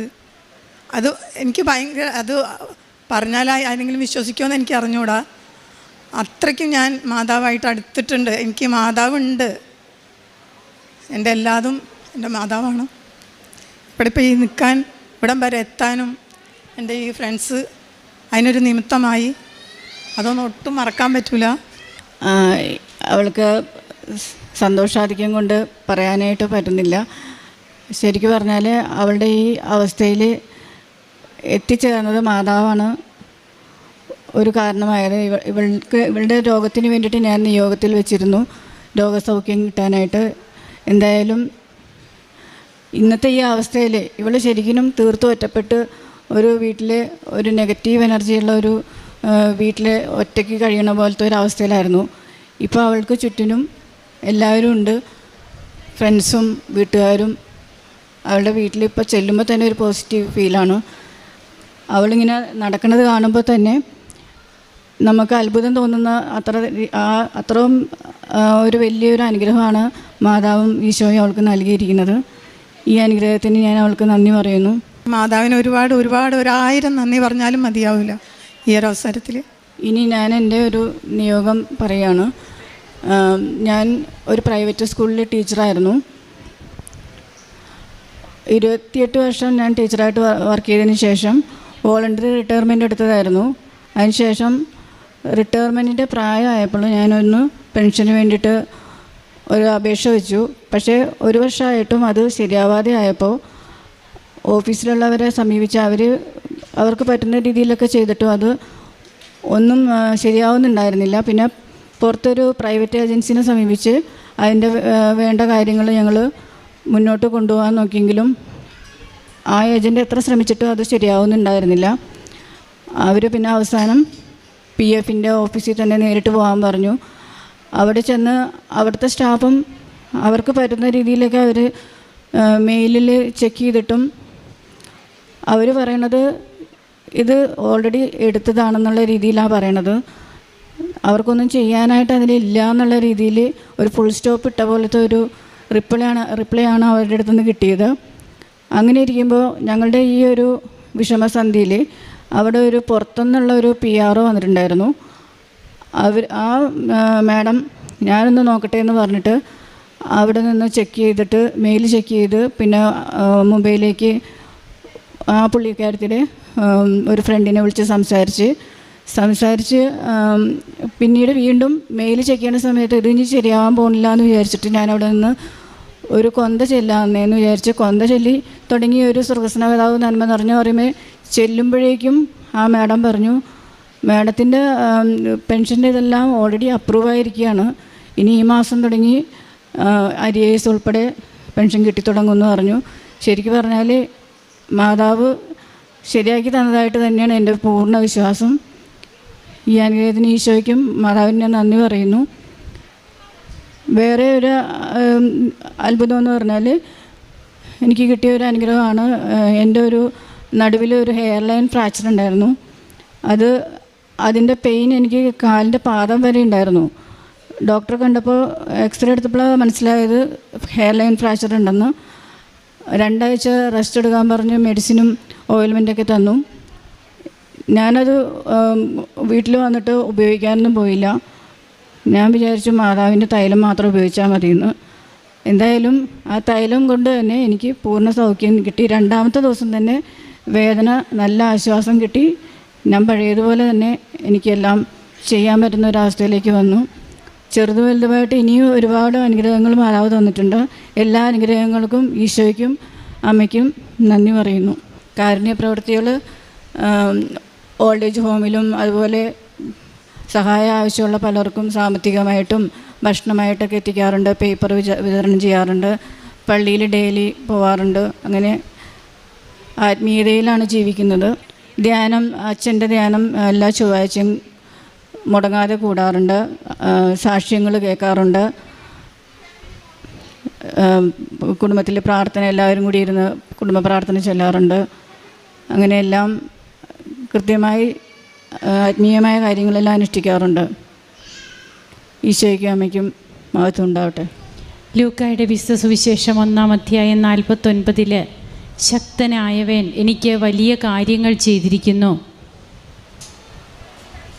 പരിശുദ്ധ അമ്മയുടെ സ്തോത്രഗീതത്തിൽ അമ്മ ദൈവത്തെ മഹത്വപ്പെടുത്തുന്ന തിരുവചനങ്ങൾ ഇവിടെ നാം ആവർത്തിക്കുമ്പോൾ എങ്ങനെയാണ് ഇന്ന് വർഷങ്ങൾക്ക് ശേഷമുള്ള തങ്ങളുടെ ഫ്രണ്ടിനെ കാണുന്നതും ആ മകൾ 21 വർഷമായിട്ട് ക്യാൻസർ രോഗവുമായി മല്ലിടുന്നു. ആ മകളാണ് തനിക്ക് എഴുന്നേൽക്കാൻ പോലും പറ്റാതെ ബോൺ ക്യാൻസറായിട്ട് കിടന്ന കിടപ്പിലായിരുന്ന മകളെ എങ്ങനെ 35 വർഷങ്ങൾക്ക് ശേഷം ഫ്രണ്ട്സ് കാണുമ്പോൾ ആ മകളുടെ അവസ്ഥ എന്തായിരുന്നു എന്നൊക്കെ നാം കേട്ടു. അനങ്ങാൻ പോലും കിടന്ന സ്ഥലത്ത് നിന്ന് അനങ്ങാൻ പറ്റാത്ത അവസ്ഥയെന്നാണ് പറഞ്ഞത്. അപ്പോൾ ആ ഒരു അവസ്ഥയിൽ ഉടമ്പടി നേർച്ച വസ്തുക്കളിലൂടെ കിട്ടിയ തനിക്ക് തൻ്റെ ഒന്ന് മൂവ് ചെയ്യുവാൻ, ഇത്രയെങ്കിലുമൊക്കെ നടക്കുവാൻ തനിക്ക് സാധിച്ചത് ഉടമ്പടി നേർച്ച വസ്തുക്കൾ ഉപയോഗിച്ചിട്ടാണെന്നും അമ്മയുമായിട്ട് ഇന്ന് തനിക്കൊരു നല്ല സ്നേഹബന്ധമാണുള്ളത്, അതെനിക്ക് പറഞ്ഞറിയിക്കാൻ പറ്റില്ല, ആരും വിശ്വസിക്കുമോ എന്ന് പോലും എനിക്കറിയില്ല, അത്രയേറെ മാതാവ് എൻ്റെ അടുത്ത് വരുന്നു, എനിക്ക് അത്രയേറെ അമ്മയുടെ സാന്നിധ്യം ഉണ്ടാകുന്നു എന്നൊക്കെയാണ് ലൈല എന്ന രോഗാവസ്ഥയിൽ നിന്ന് മോചനം നേടിയ ആ മകൾ പറയുക. ക്യാൻസറിൻ്റെ മരുന്നൊന്നും ഇപ്പോൾ എടുക്കുന്നില്ല എന്ന് നമ്മോട് പറയുന്നു. അങ്ങനെ ഉടമ്പടി എടുത്ത് രോഗികളെ അന്വേഷിച്ച് നാം കടന്നു ചെല്ലുമ്പോൾ അത് ചിലപ്പോൾ ഒരിക്കലും എഴുന്നേൽക്കാൻ സാധിക്കില്ലാത്ത രോഗികളെയൊക്കെ നമ്മുടെ ഉടമ്പടിയിലൂടെ, നാം എടുത്ത ഉടമ്പടിയിലൂടെ, ഉടമ്പടി നേർച്ച വസ്തുക്കളൊക്കെ ഉപയോഗിച്ച് അവർക്കൊക്കെ ഒരു താങ്ങായി, തണലായി കർത്താവിൻ്റെ നാമത്തിൽ നാം പ്രവർത്തിക്കുമ്പോൾ തീർച്ചയായും ഞാൻ രോഗിയായിരുന്നു, ഞാൻ കാരാഗ്രഹത്തിലായിരുന്നു, ഞാൻ നഗ്നനായിരുന്നു, ഞാൻ പരദേശിയായിരുന്നു, ഇതൊക്കെ പറയുന്ന ഈശോയുടെ രൂപമാണ് നമുക്ക് മുമ്പിൽ എപ്പോഴും ഉണ്ടാവുക. അങ്ങനെ ഇന്ന് ഈ മകൾ ഇവിടെ വന്ന് തൻ്റെ അനുഭവം പങ്കുവയ്ക്കുകയാണ്. തനിക്കിന്ന് പരിശുദ്ധ അമ്മ ആരാണ്, അമ്മയെ താൻ എത്രമാത്രം ഇഷ്ടപ്പെടുന്നു, സ്നേഹിക്കുന്നു എന്ന് പറയുന്നു. ഡോക്ടേഴ്സ് ഇപ്പോൾ മെഡിസിനൊന്നും ക്യാൻസറിൻ്റേത് കൊടുത്തിട്ടില്ല എന്നാണ് നമ്മോട് പറയുക. പിന്നീട് എങ്ങനെ തൻ്റെ PF കാര്യം 1 വർഷത്തോളം കിട്ടില്ല എന്ന് വിചാരിച്ചിരുന്ന റിട്ടയർമെൻറ്റിൻ്റെ സമയമായപ്പോഴൊക്കെ പെൻഷൻ അപേക്ഷിച്ചതാണ്. അതൊന്നും 1 വർഷമായിട്ട് അനക്കമില്ലാതിരുന്നതൊക്കെ എങ്ങനെയാണ് ഉടമ്പടി നേർച്ച വസ്തുക്കളുമായിട്ട് ഓഫീസിലേക്ക് പോകുമ്പോൾ അവിടെ പുതിയ ഒരു ഓഫീസർ പോലും വന്നു എന്നാണ് പറയുക. അങ്ങനെ അവർ പ്രവർത്തിച്ചു. അത് പരിശുദ്ധ അമ്മ എല്ലാറ്റിനും കാരണമാകുന്നു. അമ്മയെയും കൊണ്ട് പോകുമ്പോഴാണ് ഇങ്ങനെയൊക്കെയുള്ള തടസ്സങ്ങളെല്ലാം തനിക്ക് മാറിക്കിട്ടിയത് എന്ന് ഈ മകളും ഇവിടെ വ്യക്തമാക്കുകയാണ്. നമുക്ക് കരങ്ങളടിച്ച് ഈശോയ്ക്കും അമ്മയ്ക്കും നന്ദി പറയാം. യേശുവേ നന്ദി, യേശുവേ സ്തുതി, യേശുവേ ആരാധന. അമ്മയുടെ അയൽത്താൽ വന്ന് സാക്ഷ്യം പറയാൻ എന്നെ അനുവദിച്ച അമ്മയ്ക്കും അമ്മയുടെ തിരുകുമാരനും കോളാനും കൂടി നന്ദി പറയുന്നു. എൻ്റെ പേര് ജാൻസി ആൻ്റണി. ഞാൻ വരുന്നത് എറണാകുളം ജില്ലയിലെ കാഞ്ഞൂർ ഫൊറോന പള്ളിയിലെ പാർപ്പുറം പള്ളിയിൽ നിന്നാണ്. ഞാൻ ഉടമ്പടി എടുത്തത് 2022 മാർച്ച് 18-ാം തീയതിയാണ്. ഉടമ്പടി എടുക്കാനുണ്ടായ കാരണം എൻ്റെ മകളെ BS നഴ്സിങ്ങിന് ചേർത്തു. ഫസ്റ്റ് ഇയർ അവൾക്കുണ്ടായ ഒരു സബ്ജക്റ്റിൻ്റെ ഫെയിൽഡ് വന്നതിൻ്റെ സ്ഥാനത്തിലാണ് മാതാവിൻ്റെ അടുത്ത് ഞങ്ങൾ ഉടമ്പടി എടുത്തത്. പിന്നെ അവളുടെ കാര്യം അവൾ പറയും. പിന്നെ ഞങ്ങളുടെ സ്ഥലത്തിന് 38 വർഷമായിട്ടും വഴിയൊന്നും കിട്ടില്ലായിരുന്നു. അയൽവക്കമായിട്ട് സഹകരിച്ചാലേ വഴി കിട്ടുള്ളൂ. പക്ഷെ പറഞ്ഞു വരുമ്പോൾ പ്രശ്നങ്ങളുണ്ടാവും. അതുകൊണ്ട് ഞാൻ എന്നും മാതാവിനോട് പ്രാർത്ഥിച്ച് ഞങ്ങൾക്ക് വഴി ആവശ്യമായിരുന്നു. എന്നും വെളുപ്പിനെ എഴുന്നേറ്റ് മാതാവിൻ്റെ ശാസ്ത്രപ്രമാണം ചൊല്ലി മാതാവിൻ്റെ ഉടമ്പടി വസ്തുക്കളെ ഉപ്പോട് കൊണ്ടിട്ട് പ്രാർത്ഥിക്കുകയും വെളുപ്പിനെ എഴുന്നേറ്റ് കൊന്ത എത്തിക്കുകയൊക്കെ ചെയ്ത് ശാസ്ത്രപ്രമാണം ചെല്ലുകയും ബൈബിൾ വായിക്കുകയും ചെയ്ത ഫലമായിട്ട് അയൽവക്കമായിട്ട് സംസാരിച്ചും ഞങ്ങളുടെ സ്ഥലം അളന്നും ഒത്തിരി പ്രശ്നങ്ങളൊന്നുമില്ലാതെ ഞങ്ങൾക്ക് ആ സ്ഥലത്തിന് വഴി അനുവദിച്ച് കിട്ടി. എല്ലാവരും കൂടി സഹകരിച്ച് വഴി കിട്ടി. അതിന് മാതാവിന് കോളാനും കൂടി നന്ദി പറയുന്നു. അതുപോലെ എൻ്റെ മകൻ പുറത്ത് പോയി അവൻ പഠിച്ചു കഴിയുമ്പോൾ ജോലി കിട്ടുമ്പോൾ ഞങ്ങൾ ഞാൻ മാതാവിനെ പ്രാർത്ഥിക്കുമായിരുന്നു. അതിൽ അവൻ ലൈസൻസിന് വേണ്ടി പരീക്ഷ എഴുതാനൊക്കെ ചെയ്യുമ്പോൾ അവൻ എൻ്റെ അടുത്ത് പറയും, അമ്മേ നാളെ എനിക്ക് പരീക്ഷ എന്ന് പറയും. ഞാൻ പ്രാർത്ഥിക്കും. അതിൻ്റെ ഫലമായിട്ട് ആദ്യത്തെ പരിശ്രമത്തിൽ തന്നെ അവൻ ലൈസൻസിൽ പാസ്സായി. അവന് ഒരു ജോലിയും കിട്ടി. അവൻ അവിടെ സുഖമായിട്ട് ജീവിക്കുന്നു. മാതാവ് അവന് ഞങ്ങൾ ചോദിക്കാത്ത കാര്യമാണ്, നല്ലൊരു ജീവിത പങ്കാളിയെ കൊടുത്തും മാതാവ് അവനെ അനുഗ്രഹിച്ചു. പിന്നെ എൻ്റെ മകൾ കോളേജിൽ നിന്ന് ചിക്കൻ ബോക്സ് ആയിട്ട് വന്നു. ഞങ്ങളുടെ വീട്ടിൽ ചേട്ടൻ്റെ ഒരു പെങ്ങൾ ഞാൻ കഴിക്കാത്തുണ്ടായിരുന്നു. അപ്പം ഞാൻ ജോലിയിൽ ലീവ് എടുത്തു. എന്നും ഞാൻ മാതാവിന് പ്രാർത്ഥിക്കും, മാതാവ് ഈ അസുഖം ഇനി ആർക്കും ഞങ്ങളിവിടെ വരരുതെന്ന് അങ്ങനെ പ്രാർത്ഥിച്ച് ഉടമ്പടി വസ്തുക്കളൊക്കെ ഉപയോഗിച്ച് പ്രാർത്ഥിക്കുമായിരുന്നു. അതിൻ്റെ ഫലമായിട്ട് അവൾക്ക് വന്ന് മാറി. പിന്നെ ആർക്കും വന്നില്ല. അതായത് മാറിപ്പോയി. അവൾ തിരിച്ച് പെട്ടെന്ന് അവൾക്ക് കോളേജിലേക്ക് പോകാൻ പറ്റി. പിന്നെ ഞാൻ കാരുണ്യപ്രവൃത്തികളായിട്ട് ഞാൻ രോഗികൾക്ക് പൈസ മരുന്ന് മേടിക്കാൻ കാശ് കൊടുക്കാറുണ്ട്. പിന്നെ വസ്ത്രങ്ങൾ കൊടുക്കാറുണ്ട്, ചോറുമ്പൊക്കെ കൊടുക്കാറുണ്ട്. പിന്നെ ഞങ്ങളുടെ അവിടെ പാറപ്പുറത്ത് ഒരു വയസ്സായ മന്ദിരമുണ്ട്, അവിടെ പോവുകയും ഞങ്ങൾ അവർക്ക് ഒരു നേരത്തെ ഭക്ഷണത്തിന് പൈസ കൊടുക്കുകയും അവരുടെ അടുത്ത് സംസാരിക്കുകയൊക്കെ ചെയ്ത് വരാറുണ്ട്. പിന്നെ ഞാൻ പേപ്പർ ഒന്ന് കൊണ്ടായാലും ബസ് സ്റ്റാൻഡുകളിൽ പിന്നെ എൻ്റെ ജോലി സ്ഥലത്ത് അവിടെ എല്ലാവർക്കും ഞാൻ മാതാവിൻ്റെ കാര്യം പറഞ്ഞ് ഞാൻ കൊടുക്കും. ഞാൻ അതുപോലെ തന്നെ ഞങ്ങൾ എന്ത് പ്രശ്നം ഉണ്ടായാലും ഞാൻ മാതാവിൻ്റെ പ്രാർത്ഥിക്കും. ഞങ്ങൾ ദിവസവും മാതാവിൻ്റെ ഉടമ്പടി പ്രാർത്ഥന ചെല്ലുകയും വെളുപ്പിനെ എഴുന്നേറ്റ് പ്രതിഷ്ഠാന പ്രാർത്ഥന ചെല്ലുകയും ഞാൻ ചേട്ടനൊക്കെ ഒരുമിച്ച് ഞങ്ങൾ ചെന്ന് മാതാവിൻ്റെ പ്രാർത്ഥിക്കാറുണ്ട്. അങ്ങനെ ഒത്തിരി അനുഗ്രഹങ്ങൾ മാതാവിൻ്റെ ഞങ്ങളുടെ കുടുംബത്തിൽ ഉണ്ടായിട്ടുണ്ട്. അങ്ങനെ മാതാവിനെ ഞാൻ കോടാനും കൂടി നന്ദി പറഞ്ഞ് സ്തുതിക്കുകയാണ്. പിന്നെ ഞാൻ ആദ്യമൊക്കെ ജസ്റ്റ് സന്ധ്യാപ്രാർത്ഥന ചെല്ലുന്നല്ലാതെ കൂടുതലൊന്നും കൊന്തയിൽ എത്തിക്കാറുണ്ടായില്ല. ഇപ്പോൾ ഞാൻ വെളുപ്പിനെ എഴുന്നേറ്റ് കൊന്തെത്തിക്കും. കിട്ടുന്ന സമയങ്ങളിൽ ജോലിക്ക് ഇപ്പോൾ നടന്നു പോകുമ്പോൾ കൊന്തെത്തിച്ചൊക്കെ പോകാറുണ്ട്. പള്ളിയിൽ പോകും, 2 ആഴ്ച കൂടുമ്പോൾ കുമ്പസാരിക്കാറുണ്ട്. എല്ലാ വർഷവും ഉടമ്പടി എടുത്തപ്പം ജമാറാലിൽ പങ്കെടുത്ത് പ്രാർത്ഥിക്കാറുണ്ട്. അപ്പോൾ ഞങ്ങൾ ഒത്തിരി പേര് ഒരുമിച്ച് വരികയും ഞാൻ ഉടമ്പടി എടുത്തപ്പം ഒത്തിരി പേര് ഉടമ്പടി എടുക്കുകയും ഒക്കെ ചെയ്ത് എല്ലാവരും കൂടുതലും മാതാവിനെ എടുക്കുകയും മാതാവിനെ പ്രാർത്ഥിക്കുകയും ചെയ്തു. മാതാവ് തന്ന ഈ അനുഗ്രഹങ്ങൾക്ക് കോടാനും കൂടി നന്ദി പറഞ്ഞ് സ്തുതിക്കുകയാണ്. ഇനി അവളുടെ കാര്യം അവൾ പറയും. എൻ്റെ പേര് അഖില.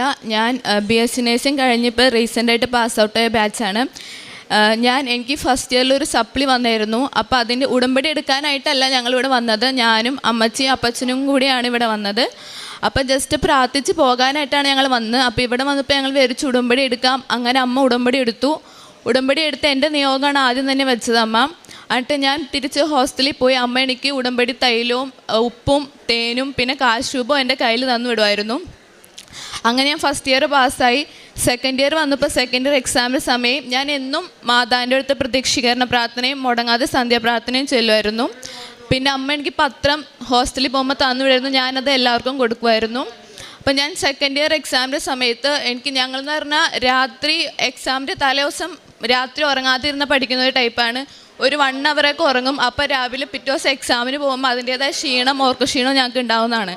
അപ്പോൾ എനിക്ക് സെക്കൻഡ് ഇയർ MSൻ്റെ എക്സാമിൻ്റെ സമയത്ത് എക്സാം എഴുതിക്കൊണ്ടിരിക്കുകയാണ്. ഞാൻ തലേ ദിവസം ഉറങ്ങാത്ത ക്ഷീണത്തിൽ അറിയാതെ എൻ്റെ അങ്ങ് കണ്ണടഞ്ഞു പോവുകയാണ് ചെയ്തത്. പിന്നെ പെട്ടെന്ന് ഞാൻ എന്തോ കണ്ട് ഞെട്ടി, എൻ്റെ ആൻസർ ഷീറ്റിൽ എന്തോ കണ്ട് ഞാൻ ഞെട്ടി കണ്ണോർക്കുകയാണ് ചെയ്ത്. അപ്പം ഞാനവിടെ കണ്ടത് ഇവിടെ ക്രൂശ് രൂപത്തിൻ്റെ ബാക്കിലുള്ള തീനാളം പോലത്തെ അതാണ് ഞാൻ കണ്ടത്. അപ്പം ഞാൻ എക്സാം കഴിഞ്ഞ് അപ്പം തന്നെ അമ്മേനെ വിളിച്ച് ചോദിച്ചു, അമ്മ എന്നെ എടുക്കുവാന്ന്. അപ്പം അമ്മ പറഞ്ഞു അമ്മ ഉടമ്പടി ധ്യാനം കാണുവാന്ന് എന്നോട് പറഞ്ഞു. അപ്പോൾ എനിക്ക് ഉറപ്പായി മാതാവ് എൻ്റെ കൂടെ ഉണ്ടെന്ന്. അപ്പം ഞാൻ എക്സാമിൻ്റെ സമയത്ത് ഞങ്ങൾക്ക് ലാസ്റ്റ് ഷോർട്ട് ആൻസറാണ്. അപ്പോൾ ഈ ഷോർട്ട് ആൻസർ സമയത്ത് ഞാൻ എന്നും എക്സാമിന് മുമ്പ് ഒരു 10 മിനിറ്റ് മുമ്പ് എങ്ങനെയും എക്സാം എഴുതി തീർക്കും. എഴുതി തീർന്നില്ലെങ്കിൽ പോരെ എനിക്ക് എങ്ങനെയും ആ കാശ് രൂപം എൻ്റെ എല്ലാ ആൻസർ ഷീറ്റിലും വെക്കണം എന്നെനിക്ക് നിർബന്ധമായിരുന്നു. അപ്പോൾ ഞാൻ എന്തെങ്കിലും എഴുതി ആ ഷോർട്ട് ആൻസർ എങ്ങനെയും കംപ്ലീറ്റ് ആക്കുമായിരുന്നു. എന്നിട്ട് 10 മിനിറ്റ് മുമ്പ് മാതാവിൻ്റെ കാശ് രൂപം ഞാൻ എഴുതിയ ഓരോ ആൻസർ ഷീറ്റിലും ഇങ്ങനെ വെച്ച് പോവും. മാതാവിൻ്റെ ആ എക്സാമിൻ്റെ ഒരു ടോട്ടൽ മാർക്ക് ചെയ്യുന്ന അവിടെ മാതാവിൻ്റെ പ്രത്യക്ഷീകരണ പ്രാർത്ഥന ചൊല്ലും, വിശ്വാസ പ്രമാണം ചൊല്ലും. എക്സാം എഴുതുന്നതിന് മുമ്പ് തന്നെ ഞങ്ങൾക്ക് ഒരു ½ ആൻ അവർ ഉണ്ട്. ആ സമയത്ത് ഞാൻ മാതാവിൻ്റെ പ്രത്യക്ഷീകരണ പ്രാർത്ഥന ചൊല്ലിക്കൊണ്ടിരിക്കും. അങ്ങനെ ഞാൻ സെക്കൻഡ് ഇയർ ഫസ്റ്റ് ക്ലാസ്സോടെ പാസ്സായി. തേർഡ് ഇയറും അങ്ങനെ പാസ്സായി ഫസ്റ്റ് ക്ലാസ്സോടെ. ഫോർത്ത് ഇയർ വന്നപ്പോൾ ഞാൻ അമ്മേനോട് പറഞ്ഞു, അമ്മ എനിക്ക് വലിയൊരു ആഗ്രഹം ഡിസ്റ്റിങ്ഷൻ കിട്ടണമെന്ന്. ഇനി എൻ്റെ ജീവിതത്തിൽ വിദ്യാഭ്യാസം ഇപ്പം 4 വർഷം പഠിച്ച് ഇതുപോലൊരു വിദ്യാഭ്യാസ കാലഘട്ടം എൻ്റെ ജീവിതത്തിൽ ഇനി ഉണ്ടാവില്ല. അപ്പോൾ എനിക്ക് നല്ല മാർക്കോടെ എൻ്റെ ഫോർത്ത് ഇയർ പാസ്സാവണമെന്ന് ഞാൻ പ്രാർത്ഥിച്ചു. അപ്പോൾ ഞാൻ എൻ്റെ അമ്മ എനിക്കൊരു കാശുപം തന്നതിൻ്റെ ഞാനൊരു ഡബ്ബയിൽ മാതാവിൻ്റെ കാശുപം വെച്ചിട്ട് അതിൻ്റെ അടിയിൽ എനിക്ക് ഡിസ്റ്റിങ്ഷൻ വേണമെന്നൊരു ചെറിയ പേപ്പറിൽ ഞാൻ എഴുതി വെച്ചിരുന്നു. അപ്പോൾ അന്ന് അത് വെച്ച് ഞാൻ പ്രാർത്ഥിക്കുമായിരുന്നു. അതിൻ്റെ ഒപ്പം ഞാൻ മാതാവിനോട് ഇങ്ങനെ പറയായിരുന്നു, മാതാവേ ഞാൻ SLC +2 ഫുൾ A+ വാങ്ങിച്ച് സന്തോഷിപ്പിക്കാൻ എൻ്റെ അപ്പനമ്മയ്ക്ക് സന്തോഷിപ്പിക്കാൻ എനിക്ക് കഴിഞ്ഞിട്ടില്ല. ഈ പ്രാവശ്യം എൻ്റെ വിദ്യാഭ്യാസ ജീവിതം ഇതോടെ തീരാണ്. അപ്പോൾ എനിക്ക് അവരെ സന്തോഷിപ്പിക്കാൻ എനിക്ക് ജീവിതത്തിൽ അമ്മ മാതാവ് എന്തെങ്കിലും തരണം എന്ന് ഞാൻ പ്രാർത്ഥിച്ചു. എൻ്റെ റിസൾട്ട് വന്നു, എനിക്ക് ഡിസ്റ്റിങ്ഷൻ ഉണ്ടായിരുന്നു. ഞാൻ എന്താണ് എഴുതി വെച്ച ആ റിസൾട്ട് തന്നെ അമ്മ എനിക്ക് തന്ന് അനുഗ്രഹിച്ചു. അത് കഴിഞ്ഞ് കുറച്ച് ദിവസം കഴിഞ്ഞപ്പോൾ യൂണിവേഴ്സിറ്റി റാങ്ക് ലിസ്റ്റ് ഇട്ടു. റാങ്ക് ലിസ്റ്റ് ഇട്ടപ്പോൾ എനിക്ക് ഫോർത്ത് ഇയറിൽ അഡ്മിനിസ്ട്രേഷൻ ആൻഡ് മാനേജ്മെൻറ്റിൽ 10ാമത്തെ റാങ്ക് തന്ന് അമ്മ അനുഗ്രഹിച്ചു. ഒരിക്കലും എനിക്കത് കിട്ടാവുന്നതല്ല, എനിക്കതിനുള്ള കഴിവുമില്ല എന്ന് ഞാൻ മാതാവിൻ്റെ കൈ പിടിച്ചു. അന്ന് മുതൽ അമ്മ എന്നെ ഒരിക്കലും എങ്ങും താഴ്ത്തിയിട്ടില്ല. ഈ നിമിഷം എൻ്റെ ക്ലാസ്സിൽ ഇതിനും നന്നായി പഠിക്കുന്ന ഒത്തിരി പിള്ളേരുണ്ട്. ഞാൻ വെറും ഒരു ആവറേജ് സ്റ്റുഡൻ്റാണ്. എനിക്ക് റാങ്ക് കിട്ടാനുള്ള അർഹത പോലും ഇല്ല.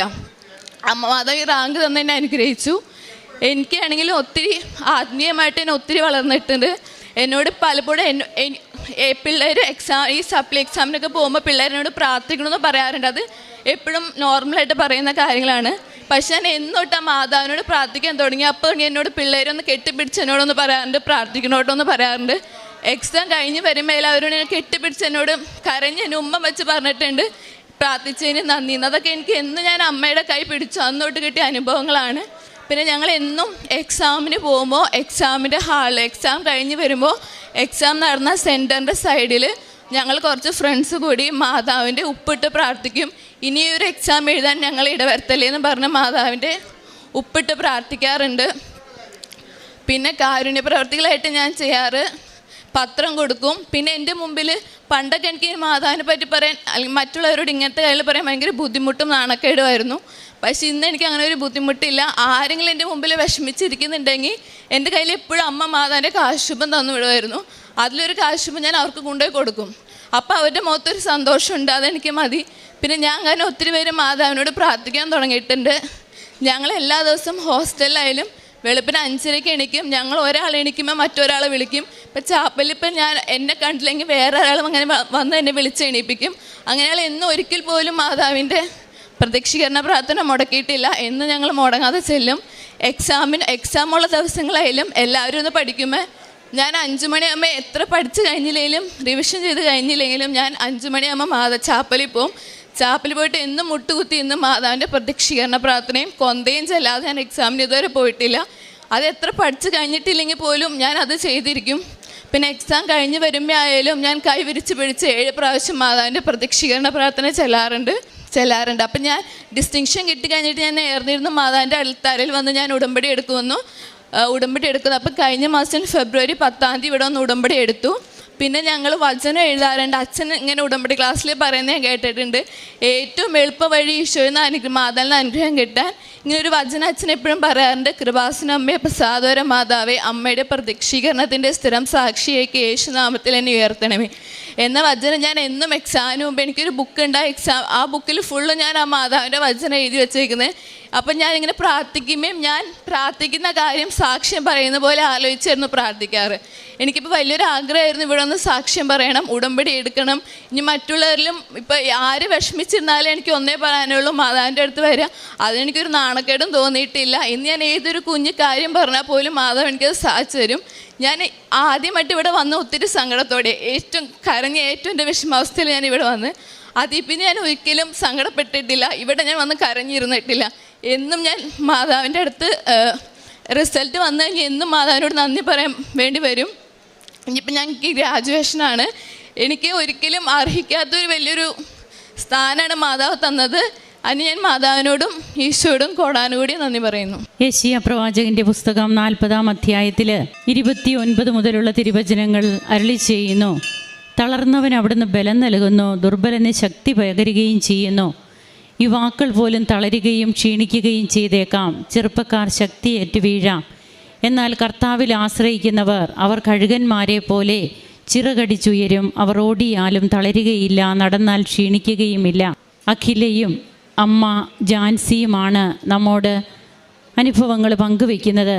എങ്ങനെ തൻ്റെ മകൾക്ക് വേണ്ടിയിട്ടാണ് ഈ അമ്മ ഇവിടെ വരുന്നത്. വന്നതിന് ശേഷം ഇന്ന് മകളുമായിട്ട് ആ മകളും ഉടമ്പടി എടുത്തു. ഉടമ്പടിയിൽ ജീവിതം തുടങ്ങി. പരിശുദ്ധ അമ്മയോട് പറഞ്ഞിരുന്നു, ഞാൻ എൻ്റെ പഠനം കഴിയുമ്പോൾ ഞാനിവിടെ വന്ന് ഉടമ്പടി എടുക്കും. ആ വാക്ക് പാലിച്ചു. ഇന്ന് തന്നിലൂടെ മറ്റുള്ളവർക്ക് എങ്ങനെയൊക്കെയാണ് പരിശുദ്ധ അമ്മയെ പകർന്നു കൊടുക്കുവാനായിട്ട് തനിക്ക് കഴിഞ്ഞത്. താനൊരു ആവറേജ് സ്റ്റുഡൻറ്റ് മാത്രമാണ്, തന്നേക്കാൾ പഠിക്കുന്നവരൊക്കെ ഒത്തിരിയുണ്ട് ആ കോളേജിൽ. എന്നാൽ നേഴ്സിംഗ് പഠനം പൂർത്തിയാകുമ്പോൾ ഡിസ്റ്റിങ്ഷനോടെ പാസ്സാകുവാൻ കഴിയുന്നു. ഒരു സബ്ജക്റ്റിന് റാങ്ക്, യൂണിവേഴ്സിറ്റിയുടെ 10th റാങ്ക് നൽകി അമ്മ അനുഗ്രഹിച്ചു. പരീക്ഷാ ദിവസങ്ങളിൽ റിവിഷൻ കഴിഞ്ഞില്ലെങ്കിലും അതൊന്നുമല്ലായിരുന്നു എനിക്ക് പ്രധാനം. ഞാൻ എന്താണ് ചെയ്തിരുന്നതെന്ന് ഈ മകൾ ഇവിടെ പറയുന്നുണ്ട്. അങ്ങനെ തൻ്റെ ജീവിതത്തെ ദൈവം തൊട്ടാൽ മാത്രമേ ആ ജീവിതം പൂത്ത് അതിൽ ഫലമുണ്ടാവുകയുള്ളൂ എന്ന് അഖില മനസ്സിലാക്കി. ഇന്ന് എത്രയോ യുവാക്കൾ കൃപാസനത്തിലെ ശുശ്രൂഷയിലൂടെ തങ്ങളുടെ ജീവിതത്തിന് സാഫല്യം കാണുകയാണ്. തങ്ങൾ വിദേശത്തേക്ക് പോകുന്നതോ അല്ലെങ്കിൽ ഒരു നല്ല ജോലി ലഭിക്കുന്നതോ അതുമാത്രമല്ല, ജീവിതം ദൈവത്തെ അറിയുവാനും ദൈവിക സാന്നിധ്യവും സാമീപ്യവും മനസ്സിലാക്കുവാനും തങ്ങൾക്ക് കഴിഞ്ഞു. അത് മറ്റുള്ളവർ എന്നോട് പ്രാർത്ഥന ചോദിക്കുന്നു, അവർക്ക് വേണ്ടി എനിക്ക് പ്രാർത്ഥിക്കാൻ കഴിയുന്നു. എൻ്റെ കയ്യിൽ എപ്പോഴും കാശുരൂപം കാണും, ഞാനത് അവർക്ക് കൊടുക്കും. എന്നോട് വന്ന പ്രാർത്ഥന ചോദിച്ചിട്ട് പിന്നീട് എന്നെ കെട്ടിപ്പിടിച്ച് നന്ദി പറയും. അവരുടെ കണ്ണുകളിലുണ്ടാകുന്ന ആ ഒരു തീഷ്ണത, ആ ഒരു താല്പര്യം, ദൈവസ്നേഹം, ഇതൊക്കെ എനിക്ക് മനസ്സിലാക്കാൻ കഴിയുന്നു. ഇതൊക്കെ ഇങ്ങനെയൊരു വ്യക്തിയായി ഞാൻ മാറിയത് എൻ്റെ അമ്മ ഉടമ്പടി എടുത്തതിലൂടെയാണ്. അങ്ങനെ അമ്മ പ്രാർത്ഥിക്കുന്ന പ്രാർത്ഥനകളൊക്കെ ഞാനും പ്രാർത്ഥിക്കാൻ തുടങ്ങി. ഇതൊക്കെ പറയുന്നത് ഇന്നത്തെ യുവജനങ്ങളാണ്. ഇവരാണ് ഇനി ഇവരുടെ ജീവിതത്തെ മുമ്പോട്ട് കൊണ്ടുപോവുക. അത് അവരൊറ്റയ്ക്കല്ല, തളർന്നവന് ബലം നൽകുന്ന, ദുർബലന് ശക്തി പകരുന്ന, യുവാക്കൾ പോലും തളർന്നു പോയാലും കർത്താവിൽ ആശ്രയിക്കുന്നവരെ കഴുകന്മാരെ പോലെ ചിറകടിച്ചുയരുന്ന ദൈവവചന അനുഭവങ്ങൾ ഇന്ന് പങ്കുവയ്ക്കുവാനായിട്ട് ലോകത്തിലേക്ക് ഇറങ്ങിപ്പുറപ്പെടുന്ന യുവതി യുവാക്കളാണ് ഇന്ന് കൃപാസനത്തിലൂടെ തങ്ങളുടെ ഉടമ്പടി ജീവിതത്തിലൂടെ ദൈവസന്നിധിയിലേക്ക് അടുക്കുന്നത്. നമുക്ക് അതുപോലെ തൻ്റെ ജീവിതത്തിൽ തങ്ങൾക്ക് കിട്ടാതിരുന്ന വഴി, 38 വർഷമായിട്ട് തങ്ങൾക്ക് വഴിയില്ലാതിരുന്ന സ്ഥലത്ത് എങ്ങനെയാണ് ആ വഴിയൊക്കെ തങ്ങൾക്ക് ലഭിക്കുവാൻ കാരണമാകുന്നതെന്നും ഈ അമ്മയും ഇവിടെ പങ്കുവച്ചു.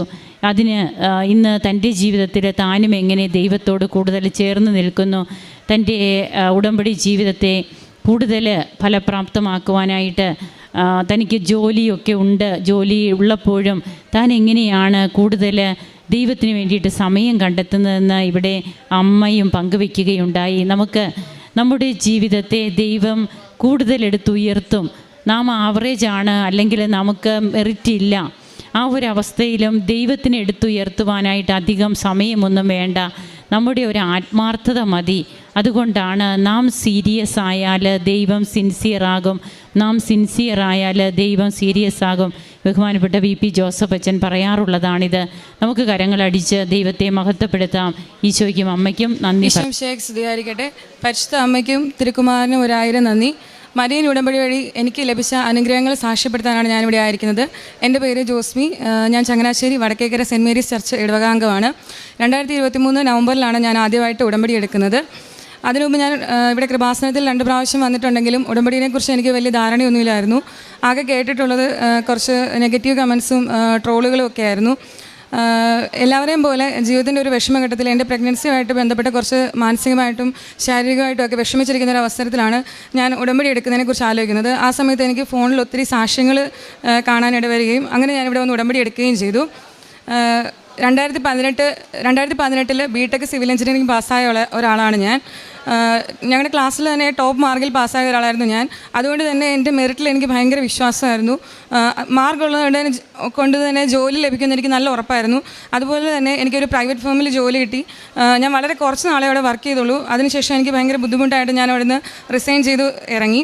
അതിനുശേഷം പല ആപ്ലിക്കേഷൻ അയക്കുകയും ഇൻ്റർവ്യൂസിലൊക്കെ പങ്കെടുക്കുകയും ചെയ്തെങ്കിലും എനിക്ക് വേണ്ട രീതിയിലൊരു ജോലിയൊന്നും ലഭിച്ചിരുന്നില്ല. പിന്നെ 2019 മുതൽ ഞാൻ ഗവൺമെൻറ് എക്സാംസുകൾ PSC എക്സാംസുകൾ എഴുതാൻ തുടങ്ങി. അത് എഞ്ചിനീയറിംഗ് ഡിപ്പാർട്ട്മെൻറ്റുമായിട്ട് ബന്ധപ്പെട്ട എക്സാമുകളാണ് എഴുതാൻ തുടങ്ങിയത്.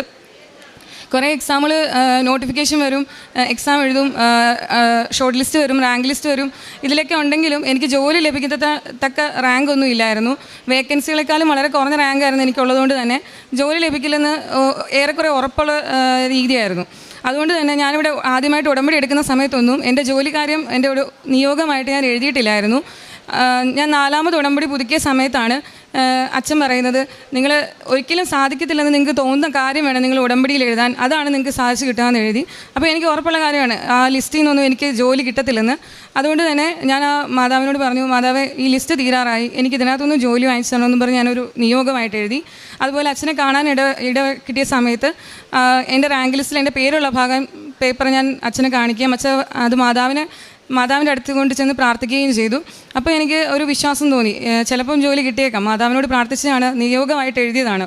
ഞാൻ ആ പേപ്പർ മാതാവിൻ്റെ മുമ്പിൽ എൻ്റെ വീട്ടിൽ മാതാവിൻ്റെ മുമ്പിൽ ഉപ്പിട്ട് പറഞ്ഞു, മാതാവ് എൻ്റെ യോഗ്യതയിലല്ല, നിൻ്റെ കൃപയാൽ എനിക്കിത് സാധിച്ചു തരണമെന്ന് പറഞ്ഞ് ഉപ്പിട്ട് പ്രാർത്ഥിച്ചു. അതുപോലെ തന്നെ ഉടമ്പടി കാശുരൂപം അവിടെ വെക്കുകയും ചെയ്തു.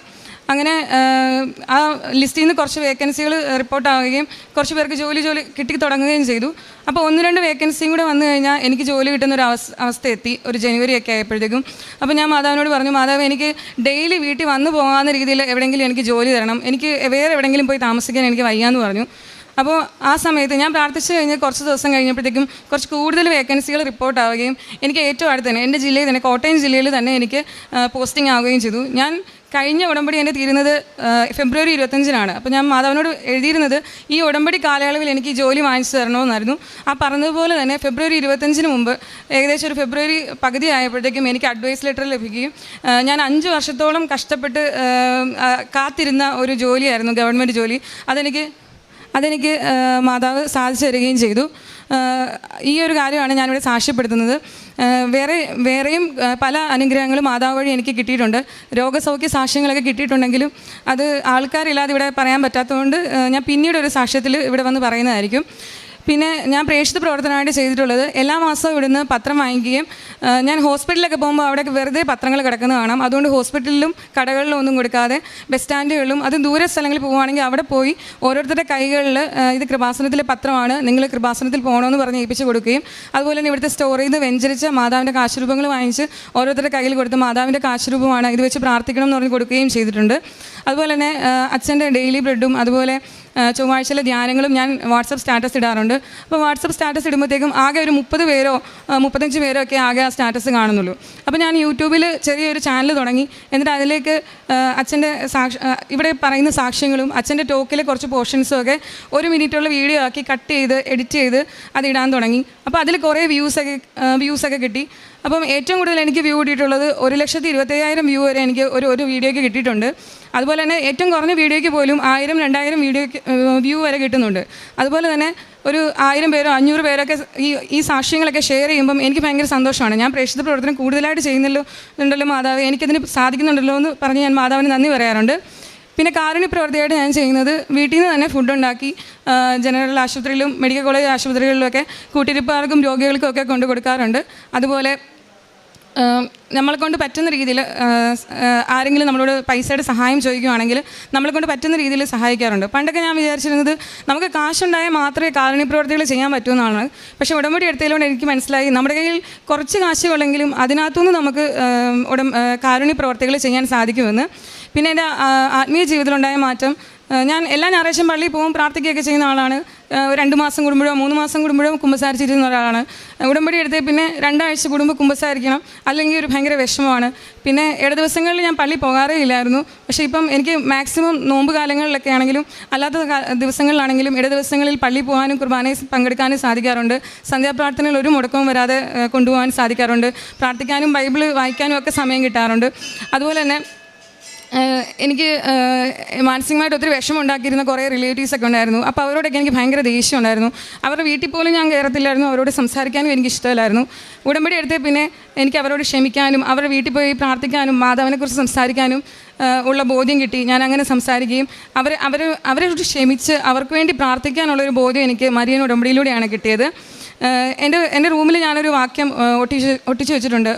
റോമയുടെ 9-ാം അധ്യായം 16-ാം വാക്യം, മനുഷ്യൻ്റെ ആഗ്രഹമോ പ്രയത്നമോ അല്ല, ദൈവത്തിൻ്റെ ദയയാണ് എല്ലാത്തിൻ്റെയും അടിസ്ഥാനം. ഇവിടെ അച്ഛൻ എപ്പോഴും പറയുന്ന പോലെ not by merit but by grace, അതായത് നമ്മുടെ യോഗ്യതയും കഴിവൊന്നുമല്ല, ദൈവത്തിൻ്റെ കൃപയാണ് നമ്മുടെ എല്ലാ ഉയർച്ചകൾക്കും കാരണമെന്ന് ഞാനിപ്പോൾ ഉറച്ചു വിശ്വസിക്കുന്നു. ജീവിതത്തിൽ എന്ത് നല്ലതുണ്ടായാലും അത് ചീത്തയാണെങ്കിലും എല്ലാം ദൈവത്തിൻ്റെ ഇഷ്ടപ്രകാരമാണെന്നും അത് ദൈവത്തിന് വിട്ടുകൊടുത്തുകൊണ്ട് ജീവിക്കാനും ഞാനിപ്പോൾ പഠിച്ചു. ഇനിയും ഇവിടെ വന്ന് സാക്ഷ്യം പറയാനും ഉടമ്പടി ജീവിക്കുവാനാണ് എൻ്റെ ആഗ്രഹം. ഇവിടെ വന്ന് ഇനി സാക്ഷ്യം പറയാൻ എനിക്ക് സാധിക്കട്ടെ എന്ന് ഞാൻ ആത്മാർത്ഥമായിട്ട് ആഗ്രഹിക്കുന്നു. മാതാവിനും തിരുക്കുമാരനും 1000 നന്ദി. ഫിലിപ്പി 4:19 എൻ്റെ ദൈവം തൻ്റെ മഹത്വത്തിൻ്റെ സമ്പന്നതയിൽ നിന്ന് യേശു ക്രിസ്തു വഴി നിങ്ങൾക്ക് ആവശ്യമുള്ളതെല്ലാം നൽകും. ജോസ്ബി ജോസ് എന്ന ഈ മകൾ തൻ്റെ ജീവിത പ്രതിസന്ധിയുടെ നാളുകളിലാണ് പരിശുദ്ധ കൃപാസന മാതാവിൻ്റെ തിരുനടയിൽ ഉടമ്പടി എടുത്ത് ജീവിച്ചു തുടങ്ങിയത്. മകൾ ആ പ്രതിസന്ധിയുടെ നാളുകൾക്ക് മുമ്പ് കൃപാസനത്തെക്കുറിച്ച് കേട്ടിരുന്നതൊക്കെ ട്രോളുകളും മനസ്സിലുണ്ടായിരുന്ന വിചാരങ്ങൾ നെഗറ്റീവുമായിരുന്നു. എന്നാൽ ജീവിതം തന്നെ വല്ലാത്ത ഒരു മാനസിക വിഷമത്തിലൂടെ കടന്നുപോയപ്പോൾ അത് 2 തവണ ട്യൂബൽ പ്രഗ്നൻസി വന്നതിൻ്റെ വലിയ വിഷമങ്ങളാണ്. ആ പ്രയാസത്തിലൂടെ മകൾ കടന്നു പോകുമ്പോഴാണ് പരിശുദ്ധമ്മയുടെ തിരുനടയിലെത്തി ഉടമ്പടിയെടുത്ത് പ്രാർത്ഥിക്കുവാനും ജീവിക്കുവാനും തീരുമാനമെടുക്കുന്നത്. അമ്മയുടെ തിരുനടയിൽ ഉടമ്പടി എടുത്തത് മുതൽ മകൾക്ക് ലഭിച്ച ആത്മധൈര്യം, ജീവിതത്തിലെ സങ്കടങ്ങളെയും വന്നു ഭവിച്ച അനുഭവങ്ങളെക്കുറിച്ചുള്ള മനോവേദനകളെയും പൂർണ്ണമായി വിട്ടുപേക്ഷിച്ചുകൊണ്ട് കൂടുതൽ പ്രത്യാശയോടെ ജീവിക്കുവാൻ മകൾക്ക് ലഭിച്ച ആത്മധൈര്യം അത് കൃപാസന മാതാവ് മാത്രം പകർന്നു നൽകിയതെന്ന് മകൾ സാക്ഷ്യപ്പെടുത്തുകയാണ്. ഒരു ജോലിക്ക് വേണ്ടി മകൾ പരീക്ഷ എഴുതി. പക്ഷേ വലിയ മികച്ച റാങ്കൊന്നുമല്ലാത്തതിനാൽ അത് ലഭിക്കില്ലെന്ന് ഏതാണ്ട് മനസ്സിൽ ഉറപ്പിച്ചിരുന്ന വിഷയമാണെന്ന് മകൾ സാക്ഷ്യത്തിൽ സൂചിപ്പിക്കുന്നുണ്ട്. എന്നാൽ ഉടമ്പടി പുതുക്കുവാൻ വരുമ്പോഴാണ് മകൾ തിരിച്ചറിയുന്നത് അസാധ്യം കിട്ടില്ലെന്നുറപ്പുള്ള കാര്യം അമ്മയുടെ തിരുനടയിൽ നല്ല വിശ്വാസത്തോടെ എഴുതി സമർപ്പിക്കുക, അത് നിങ്ങൾക്ക് ലഭിക്കുക തന്നെ ചെയ്യുമെന്ന്.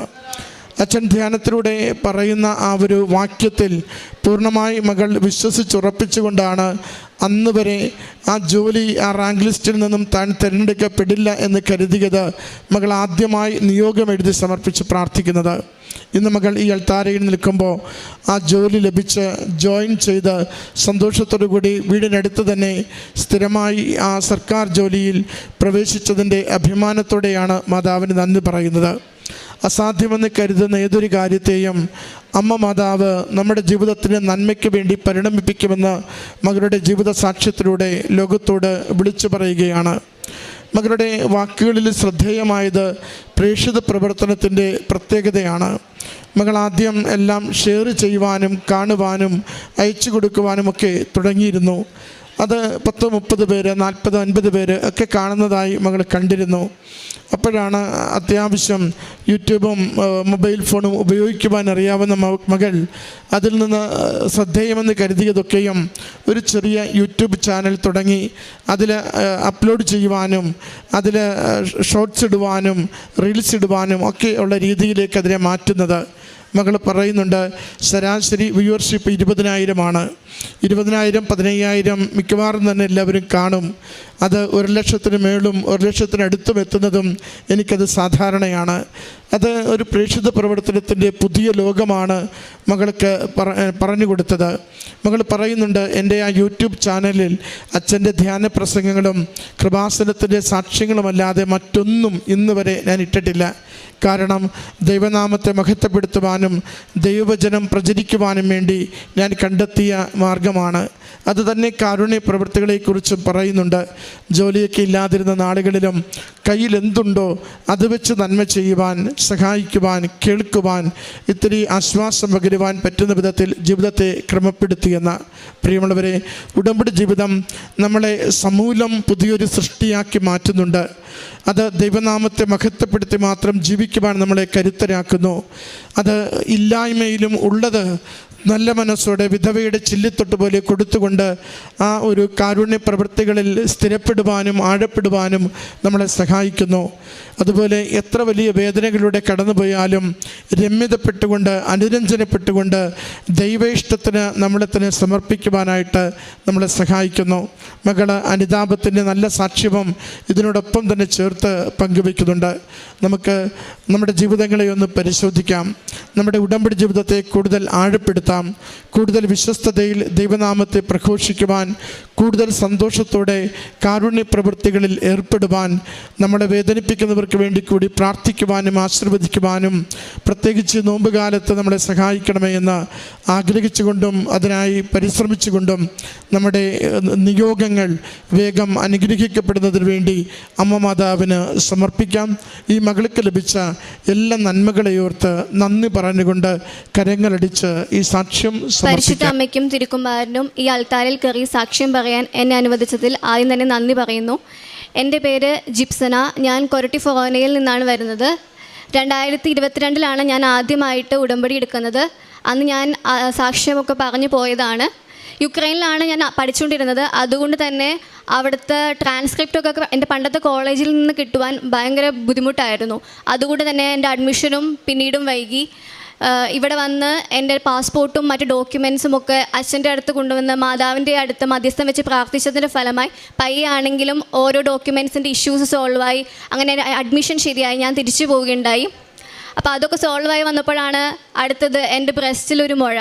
അപ്പോൾ എല്ലാവരെയും പോലെ ഒരു ലംബ് കണ്ടപ്പോൾ ഞാനും പിടിച്ചു, എന്താണെന്ന് അറിയാതെ, നമുക്കറിയില്ലല്ലോ അങ്ങനെ. അപ്പോൾ ഞാൻ അവിടുത്തെ ഡോക്ടറെ കണ്ടു. ഡോക്ടർ പറഞ്ഞത് ഇമ്മീഡിയറ്റ് ആയിട്ട് സർജറി വേണം, പിന്നെ അത് ബയോപ്സിക്ക് അയക്കണം, എന്നാൽ അവർക്കൊരു കൺഫർമേഷൻ തരാൻ പറ്റുള്ളൂ എന്നാണ് അവിടുത്തെ ഡോക്ടർ പറഞ്ഞത്. അപ്പോൾ എനിക്ക് ലീവ് കിട്ടിയപ്പോൾ ഞാൻ നാട്ടിൽ വന്നു. കൃപാസനത്തിൽ വന്ന് അച്ഛനെ കണ്ടു. അച്ഛൻ തലയിൽ കൈവച്ച് പ്രാർത്ഥിച്ചു, തന്ന തൈലം ഞാൻ പുരട്ടി. പിന്നീടാണ് ഞാൻ ഇവിടുത്തെ ഹോസ്പിറ്റലിൽ ഡോക്ടറെ കാണുന്നത്. പ്രതീക്ഷീകരണത്തിൻ്റെ സാക്ഷിയായി ഉയർത്തണമെന്ന് പ്രാർത്ഥിച്ചതിൻ്റെ ഫലമായി ഇവിടുത്തെ ഡോക്ടർ പറഞ്ഞു അത് ഹോർമോണൽ ചേഞ്ച് മൂലം എല്ലാവർക്കും വരുന്നത് പോലെ കോമൺ ആയിട്ട് കാണുന്ന സംഭവമാണ്, ഇമ്മീഡിയറ്റ് ആയിട്ട് സർജറിയുടെ ആവശ്യമില്ല, ഫോളോ അപ്പ് മാത്രം മതി എന്ന് പറഞ്ഞു. മാതാവിന് ഒത്തിരിയേറെ നന്ദി പറയുന്നു. അടുത്തതായി എൻ്റെ മമ്മിക്കൊക്കെ തൈറോയിഡ് ഉണ്ട്, വീട്ടിൽ അമ്മൂമ്മയ്ക്കും തൈറോയിഡ് ഉണ്ട്. അതുകൊണ്ട് റൊട്ടീനായിട്ട് തൈറോയിഡിൻ്റെയും ബ്ലഡ് ടെസ്റ്റൊക്കെ ഞാൻ ചെയ്യാറുണ്ട്. ഈ തവണ തൈറോയിഡ് ടെസ്റ്റ് ചെയ്തപ്പോൾ TSH വാല്യൂ ഒരു ബോർഡർ ലൈനിലാണ് കണ്ടത്. ഡോക്ടർ പറഞ്ഞത് 2 ഓപ്ഷനാണ്. ഒന്നാല് മരുന്ന് സ്റ്റാർട്ട് ചെയ്യാം ചെറിയ ഡോസിൽ, അല്ലെങ്കിൽ ഒരു 3 വീക്സ് ഒക്കെ കഴിയുമ്പോൾ ഒന്നുകൂടി ടെസ്റ്റ് ചെയ്ത് അതിൻ്റെ റിസൾട്ട് അനുസരിച്ച് ബാക്കി ചെയ്യാമെന്നാണ് പറഞ്ഞത്. അപ്പോൾ അന്ന് മുതൽ ആ ഭാഗത്ത് ഞാൻ ഉടമ്പടി തൈലം എന്നും പുരട്ടി പ്രാർത്ഥിക്കുമായിരുന്നു. ബാക്കിയുള്ള ഉടമ്പടി തേനും ഉപ്പൊക്കെ യൂസ് ആക്കുമായിരുന്നു. അതിൻ്റെ ഫലമായിട്ട് പിന്നീട് കണ്ട റിസൾട്ടിൽ തൈറോയിഡിലെ TSH വാല്യൂ ഭയങ്കരമായിട്ടല്ല, നോർമൽ വാല്യൂവിൽ താഴ്ന്ന് എല്ലാം ഓക്കെ. യാതൊരു മരുന്നും അതിൻ്റേതായിട്ട് എനിക്ക് ഉപയോഗിക്കേണ്ടി വന്നിട്ടില്ല. പിന്നെ അടുത്ത സാക്ഷ്യം, ഞങ്ങൾക്ക് എല്ലാ വർഷവും വിസ പുതുക്കേണ്ടതുണ്ട്. വിസ പുതുക്കാൻ ഒരു ചുറ്റിക്കെട്ടിൻ്റെ ആവശ്യമില്ല, നമ്മൾ അപ്ലൈ ചെയ്യണു, ഒരു പ്രശ്നമില്ലാണ്ട് നമുക്ക് കിട്ടേണ്ട സംഭവമാണ്.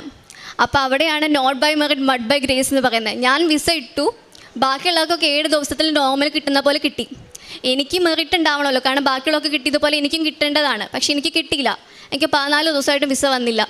അപ്പോഴാണ് അച്ഛൻ്റെ ക്ലാസ് കൂടിക്കൊണ്ടിരിക്കുന്ന സമയത്ത് അച്ഛൻ വീണ്ടും ഈ പറഞ്ഞു തന്നെ പറയുന്നത്, ഉടമ്പടി എന്ന് പറഞ്ഞാൽ ചൊല്ലിക്കൊണ്ടിരിക്കേണ്ട പ്രാർത്ഥനയല്ല, ചെയ്യേണ്ട പ്രവൃത്തിയാണെന്ന്. അപ്പോൾ അതിങ്ങനെ വീണ്ടും പറഞ്ഞപ്പോൾ അത് സ്ട്രൈക്ക് ചെയ്തു. അപ്പം ഞാൻ ഇങ്ങനെ കറണ്ട് പ്രവർത്തികളൊക്കെ ചെയ്യാറുണ്ടെങ്കിലും കൂടുതൽ ഓൺലൈനായിട്ട് ക്യാഷ് കൊടുക്കലൊക്കെയാണ് ഞാൻ ചെയ്യാറ്. പിന്നെ അടുത്ത് വിരലായിട്ട് 1-2 രോഗികളെ പോയി അടുത്തുള്ള അമ്മച്ചിമാരെ കാണും എന്നല്ലാണ്ട് കൂടുതലും ഓൺലൈനായിട്ട് ക്യാഷ് കൊടുക്കാനാണ് ഞാൻ ചെയ്തുകൊണ്ടിരുന്നത്. മമ്മി ചെയ്യാറുണ്ട്, ബട്ട് ഞാൻ അങ്ങനെയാണ് ചെയ്തുകൊണ്ടിരുന്നത്. അപ്പോൾ അതിങ്ങനെ കൂടുതൽ അച്ഛൻ വീണ്ടും പറഞ്ഞപ്പോൾ ഞാൻ എൻ്റെ ഭാഗത്ത് ചിലപ്പോൾ അതിലായിരിക്കും എൻ്റെ കുറവെന്ന് കണ്ടെത്തി ഞാൻ ഗവൺമെൻറ് ഹോസ്പിറ്റലിൽ പോയി കുറേ രോഗികളെയൊക്കെ സന്ദർശിച്ചു. കരിക്കൂറി ബുധനാഴ്ചയാണ് ഞാൻ പോയിരുന്നത്. അപ്പോൾ അവിടുത്തെ അപ്പച്ചനൊക്കെ ഇങ്ങനെ കുരിശൊക്കെ വരച്ചു കൊടുത്ത് ഞങ്ങൾ തിരിച്ചു പോന്നു. പിറ്റേ ദിവസം എനിക്ക് വിസ ഇഷ്യൂ ആയി. അപ്പോൾ ഇങ്ങനെ ചൊല്ലിക്കൊണ്ട് നമ്മൾ കുറേ പ്രാർത്ഥന ചൊല്ലുന്നതിനേക്കാളും നമ്മൾ ചെയ്യുന്ന ഒരു കാരുണ്യ പ്രവൃത്തിക്ക് അതിനേക്കാളും കൂടുതൽ വാല്യൂ ഉണ്ടെന്ന് എനിക്ക് അതുവഴി മനസ്സിലായി. വിസയുടെ കാര്യം പറഞ്ഞപ്പോൾ തന്നെ എൻ്റെ ഒരു ഫ്രണ്ട് കാനഡയിലുണ്ട്. പുള്ളിക്കാരത്തിയുടെ സ്റ്റേ ഓവർ തീരാറായിരുന്നു. വർക്കിംഗ് വിസയ്ക്ക് അപ്ലൈ ചെയ്തിട്ട് എന്നെപ്പോലെ തന്നെ ഭയങ്കര ഡിലേ ആയിരുന്നു. അപ്പോൾ ഞങ്ങൾ വഴി ഓൺലൈനായിട്ട് ഉടമ്പടി എടുക്കുകയും നാട്ടിലെ പ്രേക്ഷിത പ്രവർത്തനം ചെയ്യാനും അവസരം ഒരുക്കി കൊടുത്തു. പ്രേക്ഷിത പ്രവർത്തനം ഒക്കെ ചെയ്തതിൻ്റെ ഫലമായി 2 ദിവസത്തിനുള്ളിൽ ഇത്രയും നാൾ ഡിലേ ആയിരുന്ന അവളുടെ വിസയും അവൾക്ക് ഇഷ്യൂ ആയി. ഓൺലൈനായിട്ടാണ് അവൾ ഉടമ്പടി എടുത്തിരിക്കുന്നത്. ഇവിടെ വന്ന് പിന്നീട് വരുമ്പോൾ സാക്ഷ്യം പറയാമെന്നും പറഞ്ഞിട്ടുണ്ട്. ആത്മീയമായിട്ട് ഞാൻ കുറേ ആയിട്ട് എനിക്ക് വന്നത്, പണ്ടൊക്കെ ബൈബിൾ വായിക്കുമ്പോൾ 30 മിനിറ്റ് തികയ്ക്കാൻ ക്ലോക്കിൽ ഇങ്ങനെ നോക്കി നിൽക്കുമായിരുന്നു. ഇപ്പം മടിയൊന്നും കൂടാണ്ട് ബൈബിൾ വായിക്കാനും അതുപോലെ തന്നെ 2 ആഴ്ച കൂടുമ്പോൾ കുമ്പസാരിക്കാനും ഒക്കെ പറ്റുന്നുണ്ട്. അച്ഛൻ്റെ ക്ലാസ്സുകളിൽ മുടങ്ങാണ്ടൊക്കെ കേൾക്കുന്നുണ്ട്. ഇതൊക്കെയാണ് എനിക്ക് കിട്ടിയത്. ഇനി മമ്മിക്ക് കിട്ടിയ സാക്ഷ്യങ്ങൾ. ഞാൻ 2019 ഉടമ്പടി എടുത്തത്. 2 സാക്ഷ്യം ഇവിടെ നിന്ന് പറഞ്ഞിട്ടുണ്ട്. പിന്നെ മകൾക്ക് വേണ്ടിയിട്ടാണ് ഉടമ്പടിയിൽ കൂടുതൽ കാര്യം വെച്ചത്. അത് ഇവൾ വന്നിട്ട് പറയാമെന്ന് വിചാരിച്ചിട്ടാണ് പറയാതിരുന്നത്. ഞാൻ അച്ഛൻ്റെ ക്ലാസ്സൊക്കെ പഴയതും പുതിയതൊക്കെ ഒരുപാട് കേൾക്കാറുണ്ട്. അങ്ങനെ ഒരു ദിവസം അച്ഛൻ്റെ ക്ലാസ് കേട്ടിരിക്കുമ്പോഴാണ് എൻ്റെ കണ്ണിൻ്റെ പുറത്ത് ഒരു ചെറിയ ഒരു കുരു പോലെ, ഒരു അരിമ്പാറ പോലെ സാധനം ഉണ്ടായിരുന്നു. ഒരു 2 വർഷത്തിലൊക്കെ അധികമായിട്ടുണ്ട് അതവിടെ. അപ്പോൾ ആ ക്ലാസ്സിൽ അച്ഛൻ പറയാണ്, ഒരു സ്ത്രീയുടെ കണ്ണിൻ്റെ പുറത്തുള്ള ഒരു തടിപ്പ് ഈശോ എടുത്ത് മാറ്റുന്നത്. അപ്പം ഞാൻ മനസ്സിൽ വിചാരിച്ചു, അത് ഞാനൊന്നല്ല, കാരണം ഇത് പണ്ടേ എങ്ങോ നടന്നൊരു ധ്യാനമുള്ളൂ, അപ്പം എൻ്റെ അല്ല എന്ന് ഞാൻ മനസ്സിലിങ്ങനെ വിചാരിച്ചു. പിന്നെ നമ്മൾ എപ്പോഴെങ്കിലൊക്കെ ഒന്ന് കിടക്കുമ്പോൾ നമ്മുടെ കുരുവിനൊക്കെ ഒന്ന് തലോടൂല. അപ്പം അങ്ങനെ നോക്കിയപ്പോൾ ഉണ്ട് എൻ്റെ കണ്ണിൻ്റെ പുറത്തുള്ള ആ തടിപ്പ് കാണാനില്ല. അപ്പം എനിക്ക് എന്തോ ഒരു അത്ഭുതമായിരുന്നു. ഞാൻ ഈശോയ്ക്ക് 1000 നന്ദി പറഞ്ഞു.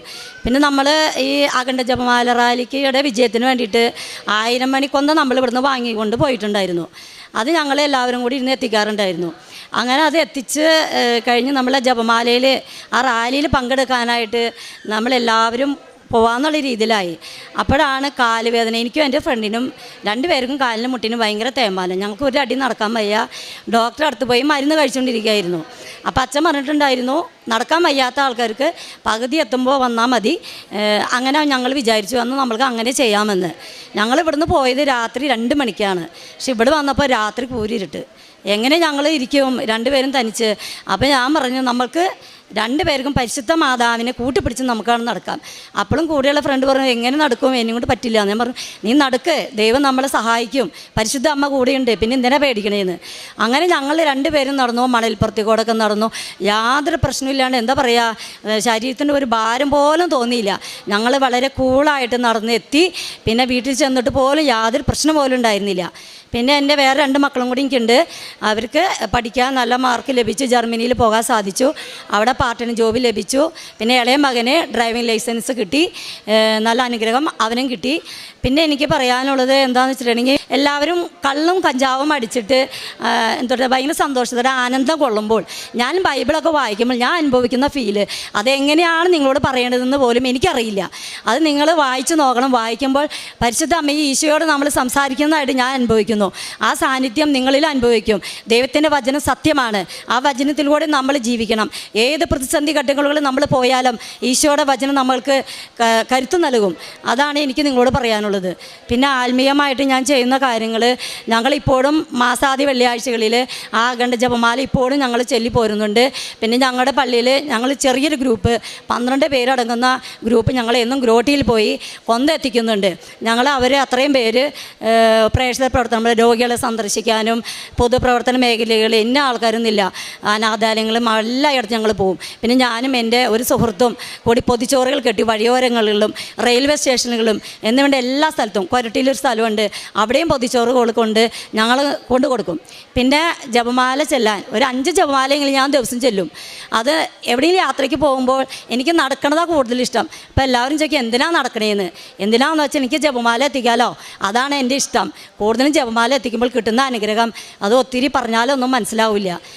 പിന്നെ പത്രം ഞാൻ എല്ലാ സ്ഥലങ്ങളിലും പൊതുമേഖലകളിലും ഇന്ന സ്ഥലമൊന്നുമില്ല, കടകളിലും എല്ലാ സ്ഥലങ്ങളിലും ഞാനത് കൊണ്ടു കൊടുക്കും. ഇത്രയൊക്കെയാണ് എനിക്ക് പറയാനുള്ളത്.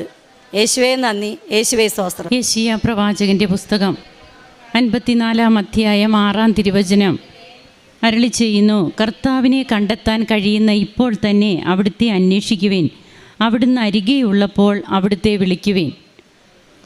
അമ്മയും മകളും ഉടമ്പടി ജീവിക്കുന്നു. 2 പേരും തങ്ങളുടെ മകൾ 2ാമത്തെ സാക്ഷ്യവും അമ്മ 3ാമത്തെ സാക്ഷ്യവുമാണ് അൾത്താരയിൽ പങ്കുവയ്ക്കുന്നത്. എങ്ങനെ തങ്ങൾക്ക് ഇത്രയേറെ കൃപകൾ ലഭിക്കുന്നവരാകുവാൻ എന്താണ് ഓരോ വ്യക്തികളും ചെയ്തത് അത് വ്യക്തമാണ്. അതിലൂടെയൊക്കെ ലഭിച്ച കൃപകൾ എല്ലാം ഇവിടെ ഓരോന്നും വ്യക്തമായിട്ട് 2 പേരും പങ്കുവയ്ക്കുന്നുണ്ട്. ദൈവവചനം വായിക്കുമ്പോൾ മറ്റുള്ളവർക്ക് ലഹരിയിലൂടെ ആനന്ദം കണ്ടെത്തുമ്പോൾ എനിക്ക് ദൈവവചനം വായിക്കുമ്പോൾ എന്തെന്നില്ലാത്ത അനുഭൂതിയാണ്.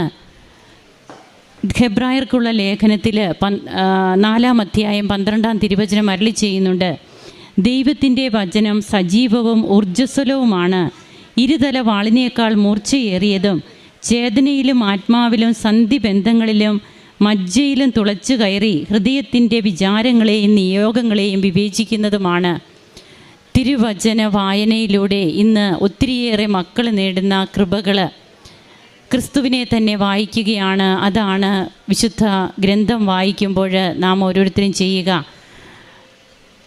ഈശോയെ വായിക്കുക എന്ന് പറയുമ്പോൾ തീർച്ചയായും അത്രയേറെ ഹൃദ്യമാണ് ദൈവാനുഭവങ്ങൾ ഉണ്ടാവുക. അത് തനിക്കുണ്ടാകുന്നു എന്നാണ് ഈ അമ്മ ഇവിടെ നമ്മോട് പങ്കുവയ്ക്കുമ്പോൾ പറയുന്നത്.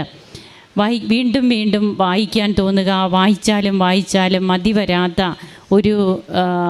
ഒരു ആവേശമോ അല്ലെങ്കിൽ ഒടുങ്ങാത്ത ഒരാഗ്രഹം, അതാണ് ദൈവവചനത്തെ വായിക്കുമ്പോൾ തനിക്കുണ്ടാകുന്നത്.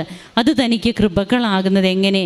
തൻ്റെ ജീവിതത്തിൽ മറ്റുള്ളവർക്ക് വേണ്ടി ചെയ്യുന്ന കാരുണ്യ പ്രവർത്തനങ്ങൾ, അവർക്ക് വേണ്ടിയുള്ള ഒരു കരുതൽ, ഉടമ്പടിയെടുത്ത മക്കളുടെ ഒരു ചെറിയ കൂട്ടായ്മ, അതിലൂടെ തങ്ങൾ ചെയ്യുന്ന കാര്യങ്ങൾ എന്തെല്ലാം. എല്ലാ ആദ്യ വെള്ളിയാഴ്ചകളിലും 1000 മണി ജപമാല ചെല്ലുന്നതിന് അതിനൊക്കെയുള്ള പ്രത്യേകമായ ഒരു താല്പര്യം, അങ്ങനെ മേടിച്ചെടുക്കുകയാണ് കൃപകൾ. ഇതൊന്നും തങ്ങൾക്ക് പോരാ, ഇനിയും വേണമെന്നുള്ള ഒരു ആർത്തി എന്ന് തന്നെ പറയാം. ഇതാണ് ഉടമ്പടി നമുക്ക് സമ്മാനിക്കേണ്ടത്. അങ്ങനെ ഇന്ന് കുടുംബങ്ങൾ വിശുദ്ധീകരിക്കപ്പെടുന്നു. അതുപോലെ തൻ്റെ വിസയുടെ കാര്യവും തനിക്ക് എങ്ങനെ അഡ്മിഷൻ കിട്ടുന്നതിനുള്ള പ്രോസസ്സിങ്, അങ്ങനെ ഓരോന്നുമൊക്കെ മറ്റുള്ളവർക്കെല്ലാം ഈസി ആയിട്ട് കിട്ടിയപ്പോൾ തനിക്ക് മാത്രം അവിടെ തടസ്സം വന്നു. ആ തടസ്സം വന്നപ്പോഴാണ് തനിക്ക് കുറേ കൂടി താൻ ഇനിയും ദൈവത്തോട് അടുക്കണം. It is not by merit but by grace എന്നുള്ളതിൻ്റെ അർത്ഥം തനിക്കൊന്നുകൂടി മനസ്സിലാക്കുന്ന രീതിയിൽ തൻ്റെ ജീവിതത്തെ ദൈവം മാറ്റി എന്നാണ് മകളും ഇവിടെ പറയുക.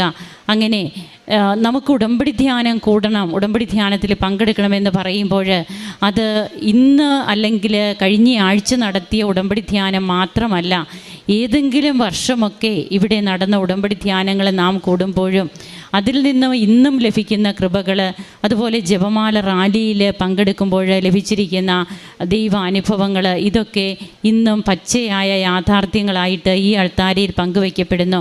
പരിശുദ്ധ അമ്മയുടെ തണലിൽ നിന്നുകൊണ്ട് ഈശോയോട് ചേർന്നുള്ള ഒരു ജീവിതം നയിക്കുമ്പോൾ തീർച്ചയായും എല്ലാം നമുക്ക് പുതിയ പുതിയ അനുഭവങ്ങളാണ് ഉണ്ടാവുക. ഒരിക്കലും ഒന്നും പഴയതല്ല. നമുക്ക് കരങ്ങളടിച്ച് ഈശോയ്ക്കും അമ്മയ്ക്കും നന്ദി പറയാം. യേശുവേ നന്ദി, യേശുവേ സ്തുതി. എൻ്റെ പേര് ജെസ്സി ചാക്കോ. ഞാൻ പൂഴിക്കോൽ ഇടവകയിൽ നിന്ന് വരുന്നു, ആപ്പാഞ്ചിറ, കോട്ടയം ഡിസ്ട്രിക്ട്. ഇത് എൻ്റെ മോൻ ആൽബിൻ തോമസ്, BSW 4th സെമസ്റ്ററിൽ പഠിക്കുന്നു, അങ്കമാലിയിൽ ഡീപോളിൽ പഠിക്കുന്നു. മോന് 30 ജനുവരിയിൽ രാത്രിയിൽ ഹോസ്റ്റലിൽ ഉറങ്ങിക്കൊണ്ടിരിക്കുന്ന സമയത്ത് അതിശക്തമായ നെഞ്ചുവേദനയും പനിയും ഉണ്ടായി. അപ്പോൾ പിറ്റേ ദിവസം തന്നെ എന്നെ വിളിച്ചു പറഞ്ഞു. ഞാൻ രാജസ്ഥാനിൽ അബ്രോഡ് എന്ന് പറയുന്ന സ്ഥലത്ത് പ്രൈവറ്റ് ഹോസ്പിറ്റലിൽ നഴ്സായിട്ട് വർക്ക് ചെയ്യുന്നു. അപ്പോൾ മോൻ എന്നെ വിളിച്ച് പറഞ്ഞു. അപ്പം ഞാൻ പറഞ്ഞു പെട്ടെന്ന് തന്നെ ഹോസ്പിറ്റലിൽ പോയി കാണിക്കുക. അപ്പോൾ മോന് ഫീൽഡ് വർക്ക് നടന്നുകൊണ്ടിരിക്കുകയാണ്. അപ്പോൾ മോൻ പറഞ്ഞു, മമ്മി പോകാൻ ബുദ്ധിമുട്ടുണ്ട്, ഫീൽഡ് വർക്കിൽ പോകണം. അപ്പം ഞാൻ പറഞ്ഞു, ഒരാഴ്ചയായിട്ട് ചെറുതായിട്ട് ജലദോഷവും പനിയുണ്ടായിരുന്നു.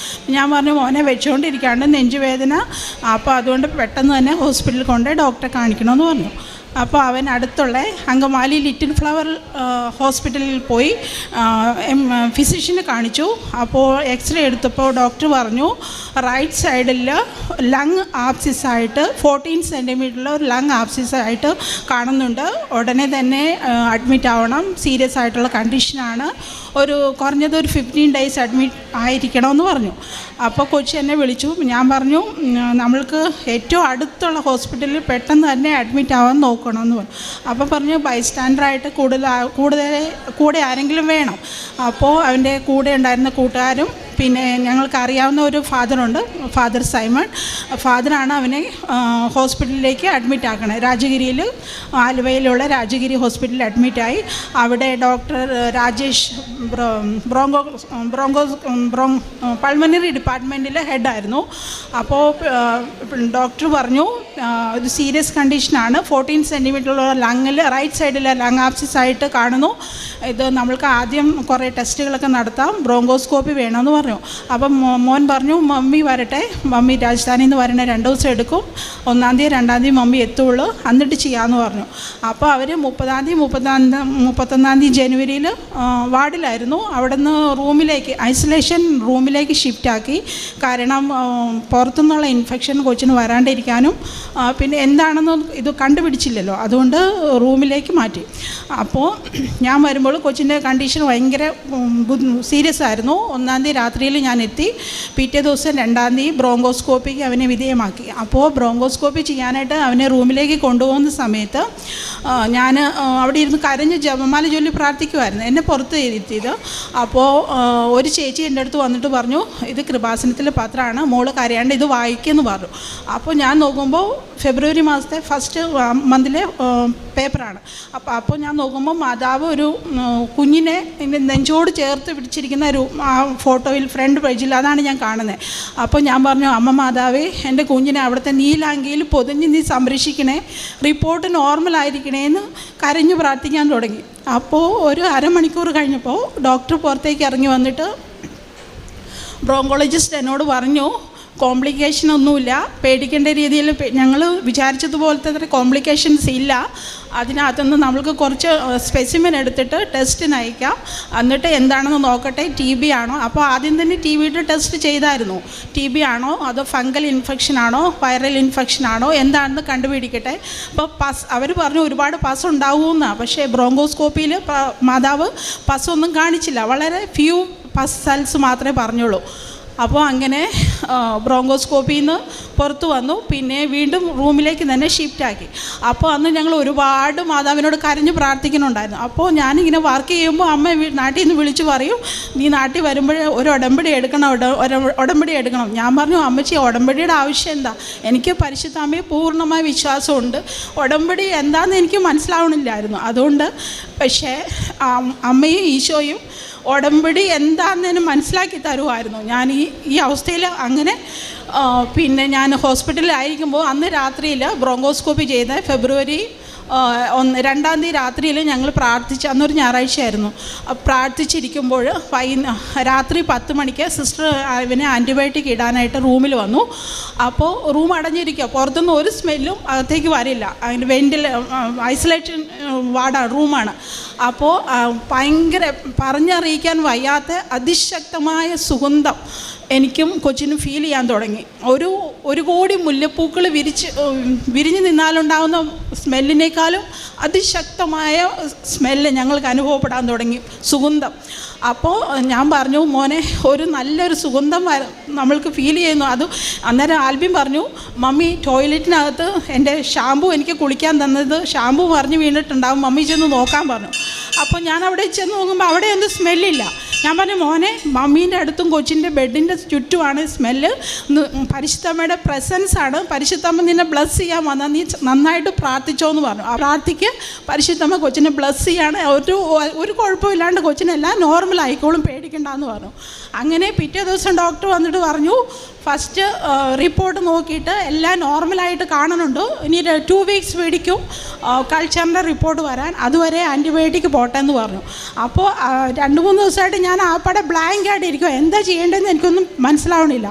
അപ്പം മാതാവ് വന്ന ആ രാത്രി പിറ്റേ ദിവസം ഡോക്ടർ വന്നപ്പോൾ ഞാൻ അങ്ങോട്ട് പറയാം, സാർ ഇൻഫെക്ഷൻ കുറയാനായിട്ട് സമയമെടുക്കും, അപ്പോൾ റിപ്പോർട്ട് വരാനും സമയമെടുക്കും, അതുകൊണ്ട് എനിക്ക് ഡിസ്ചാർജ് ഞാൻ വീട്ടിൽ പോയിട്ട് ആൻറ്റിബയോട്ടിക് IV ലൈവിൻ കൊടുത്തോളാം, ഞാൻ ഇതാണ് ചെയ്യണം ഈ വർക്ക്, അതുകൊണ്ട് എനിക്ക് അറിയാമെന്ന് ഞാൻ അങ്ങോട്ട് ധൈര്യത്തോടെ പറയുക.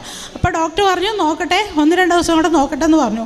അങ്ങനെ ഞങ്ങൾ പ്രാർത്ഥിച്ചിരിക്കുമ്പോൾ അമ്മച്ചി പറഞ്ഞു, നീ വീട്ടിൽ വന്നാൽ ഡിസ്ചാർജായി വരുമ്പോൾ ഉടനെ പോയി കൃപാസനത്തിൽ വന്ന് ഉടമ്പടി എടുക്കണമെന്ന് പറയുക. അപ്പോൾ പിറ്റേ ദിവസം ESRും CRPയും ഹൈ ലെവലിൽ നിൽക്കുവാണ്. പക്ഷേ അതിൻ്റെ 2 ദിവസം ബ്രോങ്കോസ്കോപ്പിൻ്റെ 2ാമത്തെ ദിവസം എക്സ്റേ ചെസ്റ്റ് എടുക്കുമ്പോൾ 14 സെൻറ്റിമീറ്റർ ഉണ്ടായിരുന്ന ആപ്സിസ് 12 സെൻറ്റിമീറ്ററായിട്ട് കുറയാൻ തുടങ്ങി. അതിൻ്റെ പിന്നെ 3ാമത്തെ ദിവസം ഞാൻ പറഞ്ഞു, സാർ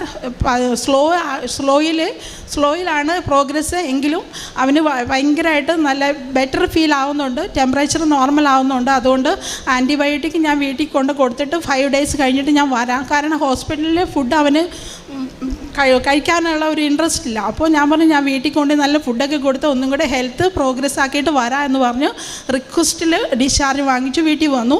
വീട്ടിൽ വന്ന് 2 ദിവസം കഴിഞ്ഞിട്ട് അപ്പോൾ ഇവന് ആൻറ്റിബയോട്ടിക് 3 നേരം കൊടുക്കണം. അപ്പോൾ ഞാൻ പറഞ്ഞു, അമ്മച്ചി എനിക്ക് ഉടമ്പടി എടുക്കാൻ പോകണം, പക്ഷേ അവന് ആൻറ്റിബയോട്ടിക് കൊടുക്കാനുള്ള ഡോസ് മിസ്സാവും, ഞാൻ എന്ത് ചെയ്യും? അപ്പോൾ അമ്മച്ചി പറഞ്ഞു, അമ്മച്ചിയുടെ കൂട്ടുകാരി അടുത്തുണ്ട്, അവർ നേഴ്സായിരുന്നു, റിട്ടയർഡായി. അപ്പോൾ അവർ വിളിച്ച്, ഞാൻ ഇട്ടോളാം, നീ പൊക്കോന്ന് പറഞ്ഞു. പക്ഷെ അങ്ങനെ ഞാൻ രാവിലെ ഇവിടെ വന്ന് ഉടമ്പടി എടുത്തു. 405ാമത്തെ ടോക്കൺ എനിക്ക് കിട്ടി. ഫെബ്രുവരി 15-ാം തീയതിയാണ് ഞാൻ വന്നിവിടെ പിന്നെ ഉടമ്പടി എടുക്കുന്നത്. ഉടമ്പടി എടുത്ത് വീട്ടിൽ ചെന്ന് വൈകുന്നേരം, അപ്പോൾ ഞാൻ രാവിലെ വരുമ്പോൾ അവന് 100 ഡിഗ്രി ടെമ്പറേച്ചർ ഉണ്ടായിരുന്നു, ഡിസ്ചാർജ് ആകുമ്പോൾ ടെമ്പറേച്ചർ നോർമലായിരുന്നു. അപ്പോൾ ഞാൻ ഉടമ്പടി എടുത്ത് വീട്ടിൽ ചെല്ലുമ്പോൾ 107 ടെമ്പറേച്ചറാണ്. അപ്പം ഞാൻ കൊച്ചിൻ്റെ കയ്യിൽ ഉടമ്പടി കാശുരൂപം കൊടുത്തിട്ട് പറഞ്ഞു, മമ്മി പ്രാർത്ഥിക്കും മോനെ, മാതാവ് കൂടെയുണ്ട്, നിൻ്റെ എല്ലാ അസുഖങ്ങളും അമ്മ മാതാവ് സുഖപ്പെടുത്തു.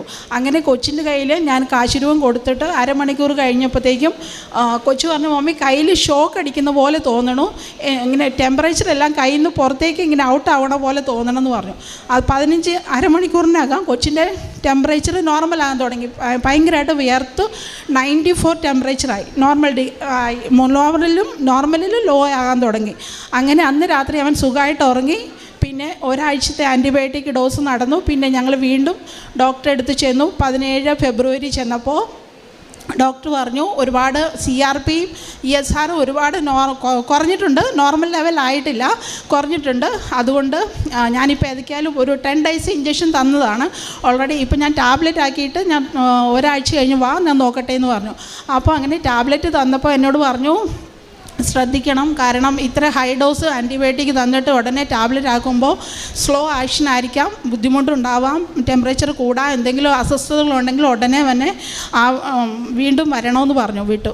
പരിശുദ്ധ അമ്മയുടെ കൃപ കൊണ്ട് ഒരു കുഴപ്പമില്ലായിരുന്നു. ഞാൻ ഇവിടുന്ന് തന്ന തൈലം കൊച്ചിൻ്റെ റൈറ്റ് സൈഡിൽ ലങ്സിൻ്റെ ഭാഗത്ത് പുരട്ടി പ്രാർത്ഥിക്കുമായിരുന്നു രാവിലെയും വൈകുന്നേരം. പിന്നെ വെഞ്ചരിച്ച ഉപ്പ് അവൻ്റെ ഫുഡിൽ ഇട്ട് കൊടുത്ത് അവൻ കഴിപ്പിക്കുമായിരുന്നു. അങ്ങനെ അവന് വിശപ്പുണ്ടാകാൻ നേരത്തെ ഭക്ഷണത്തോട് താല്പര്യമില്ലായിരുന്നു.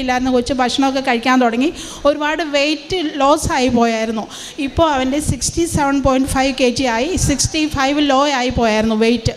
പരിശുദ്ധമ്മയുടെ കൃപ കൊണ്ട് രോഗസൗഖ്യം കിട്ടി വരുന്നു അവന് പൂർണ്ണമായി. ഇപ്പോൾ ലാസ്റ്റ് 28 ഫെബ്രുവരിയിൽ ഞങ്ങൾ ഡോക്ടറിന് ചെക്കപ്പിന് ചെന്നപ്പോൾ ഡോക്ടർ പറഞ്ഞു പേടിക്കേണ്ട, ഒരുപാട് പ്രോഗ്രസ് ഉണ്ട്, ESRും CRP നോർമൽ ലെവലിലായി, അകത്തുള്ള നേരത്തെ ഡോക്ടർ പറഞ്ഞു സർജറി ചെയ്യേണ്ട വരും, എന്താണെന്ന് അവർക്ക് മനസ്സിലാവണില്ല. പക്ഷേ ഞാൻ ഉടമ്പടി എടുത്ത ശേഷം ഇപ്പോൾ ഡോക്ടർ പറയണു കഫം കെട്ടിക്കിടന്നുണ്ടായ ഒരു ആപ്സിസാണ്, അത് പതിയെ പതിയെ കുറഞ്ഞോളും, ഇതിന് ഒരു 3 മാസം സമയം എടുക്കുമെന്നാണ് ഡോക്ടർ പറഞ്ഞത്. ഇപ്പോൾ കൊച്ചിന് ഈ മാസം 10-ാം തീയതി 4th സെമസ്റ്റർ എക്സാമാണ്. അപ്പോൾ ഡോക്ടർ പറഞ്ഞു എക്സാം എഴുതാൻ കുഴപ്പമില്ല, പുറത്തുനിന്നുള്ള ഇൻഫെക്ഷൻ വരാണ്ട് നോക്കാൻ വേണ്ടി മാസ്ക് മാത്രം യൂസ് ചെയ്താൽ മതി, ടാബ്ലറ്റ് കണ്ടിന്യൂ ചെയ്യുക, 2 വീക്സിൽ വന്ന് എന്നെ കണ്ടാൽ മതി എന്ന് പറയണം. അപ്പോൾ എനിക്ക് തന്ന പരിശുദ്ധ എനിക്കും കുഞ്ഞിനും തന്ന ഈ അനുഗ്രഹത്തിന് പരിശുദ്ധ അമ്മയ്ക്ക് കോടാനുകോടി നന്ദി പറയുന്നു. ഇപ്പോൾ അവന് ആപ്സിസ് 9 സെൻറ്റിമീറ്റർ ആയിട്ട് കുറഞ്ഞിട്ടുണ്ട്. ഇനി 2 വീക്സ് കൂടുമ്പോൾ ഡോക്ടറെ കണ്ടാൽ മതി എന്ന് പറയണു. എനിക്ക് അറിയാം അമ്മ മാതാവ് കംപ്ലീറ്റ് ആയിട്ട് അവനെ സുഖപ്പെടുത്തുന്നു. എനിക്ക് ചെയ്തു തന്ന അനുഗ്രഹത്തിന് അമ്മയ്ക്ക് നന്ദി പറയാനാണ് ഞാൻ ഇവിടെ വന്നത്. കാരണം എനിക്ക് 15-ാം തീയതി തിരിച്ചു പോകണം. അപ്പോൾ പിന്നെ 1 വർഷം കഴിഞ്ഞ് എനിക്ക് വരാൻ പറ്റുള്ളൂ. അതുകൊണ്ട് അമ്മയ്ക്ക് നന്ദി പറയാൻ വേണ്ടി ഞാൻ ഓടി എത്തിയതാണ്. അമ്മയ്ക്കും ഈശോയ്ക്കും കോടാനുകോടി നന്ദി. ഹല്ലേലൂയ. യേശുവേ നന്ദി, യേശുവേ സ്തോത്രം. യെശയ്യാ പ്രവാചകൻ്റെ പുസ്തകം 40-ാം അധ്യായത്തിൽ 29-ാം തിരുവചനം അരുളി ചെയ്യുന്നു, തളർന്നവൻ അവിടുന്ന് ബലം നൽകുന്നു, ദുർബലന് ശക്തി പകരുകയും ചെയ്യുന്നു. തൻ്റെ മകൻ്റെ രോഗസൗഖ്യം, ലങ്സ് അപ്സസ് ആയത് അത് എത്ര സെൻറ്റിമീറ്ററിന് എത്രയായിട്ട് കുറഞ്ഞെന്നും അത് ഫീവറൊക്കെ ലോയാകാതെ ഹൈ ആയിട്ട് നിന്നിരുന്ന ഒരവസ്ഥയിൽ നിന്ന് എങ്ങനെയാണ് അമ്മയുടെ പ്രസൻസ് അനുഭവപ്പെട്ട് പിന്നീട് അങ്ങോട്ട് ഓരോ ദിവസവും തങ്ങൾക്ക് ഇമ്പ്രൂവ്മെൻ്റ് ആകുന്ന ഒരു കണ്ടീഷനിലേക്ക് വരുന്നത്, ഡോക്ടേഴ്സ് സർജറി പറഞ്ഞിരുന്നത് മെഡിസിനിലേക്ക് മാറുന്നു. അങ്ങനെ തൻ്റെ മകന് ലഭിച്ച സൗഖ്യാനുഭവം പങ്കുവയ്ക്കുന്ന ഈ കുടുംബത്തോടൊപ്പം നമുക്കും കരങ്ങളടിച്ച് ഈശോയ്ക്കും അമ്മയ്ക്കും നന്ദി പറയാം.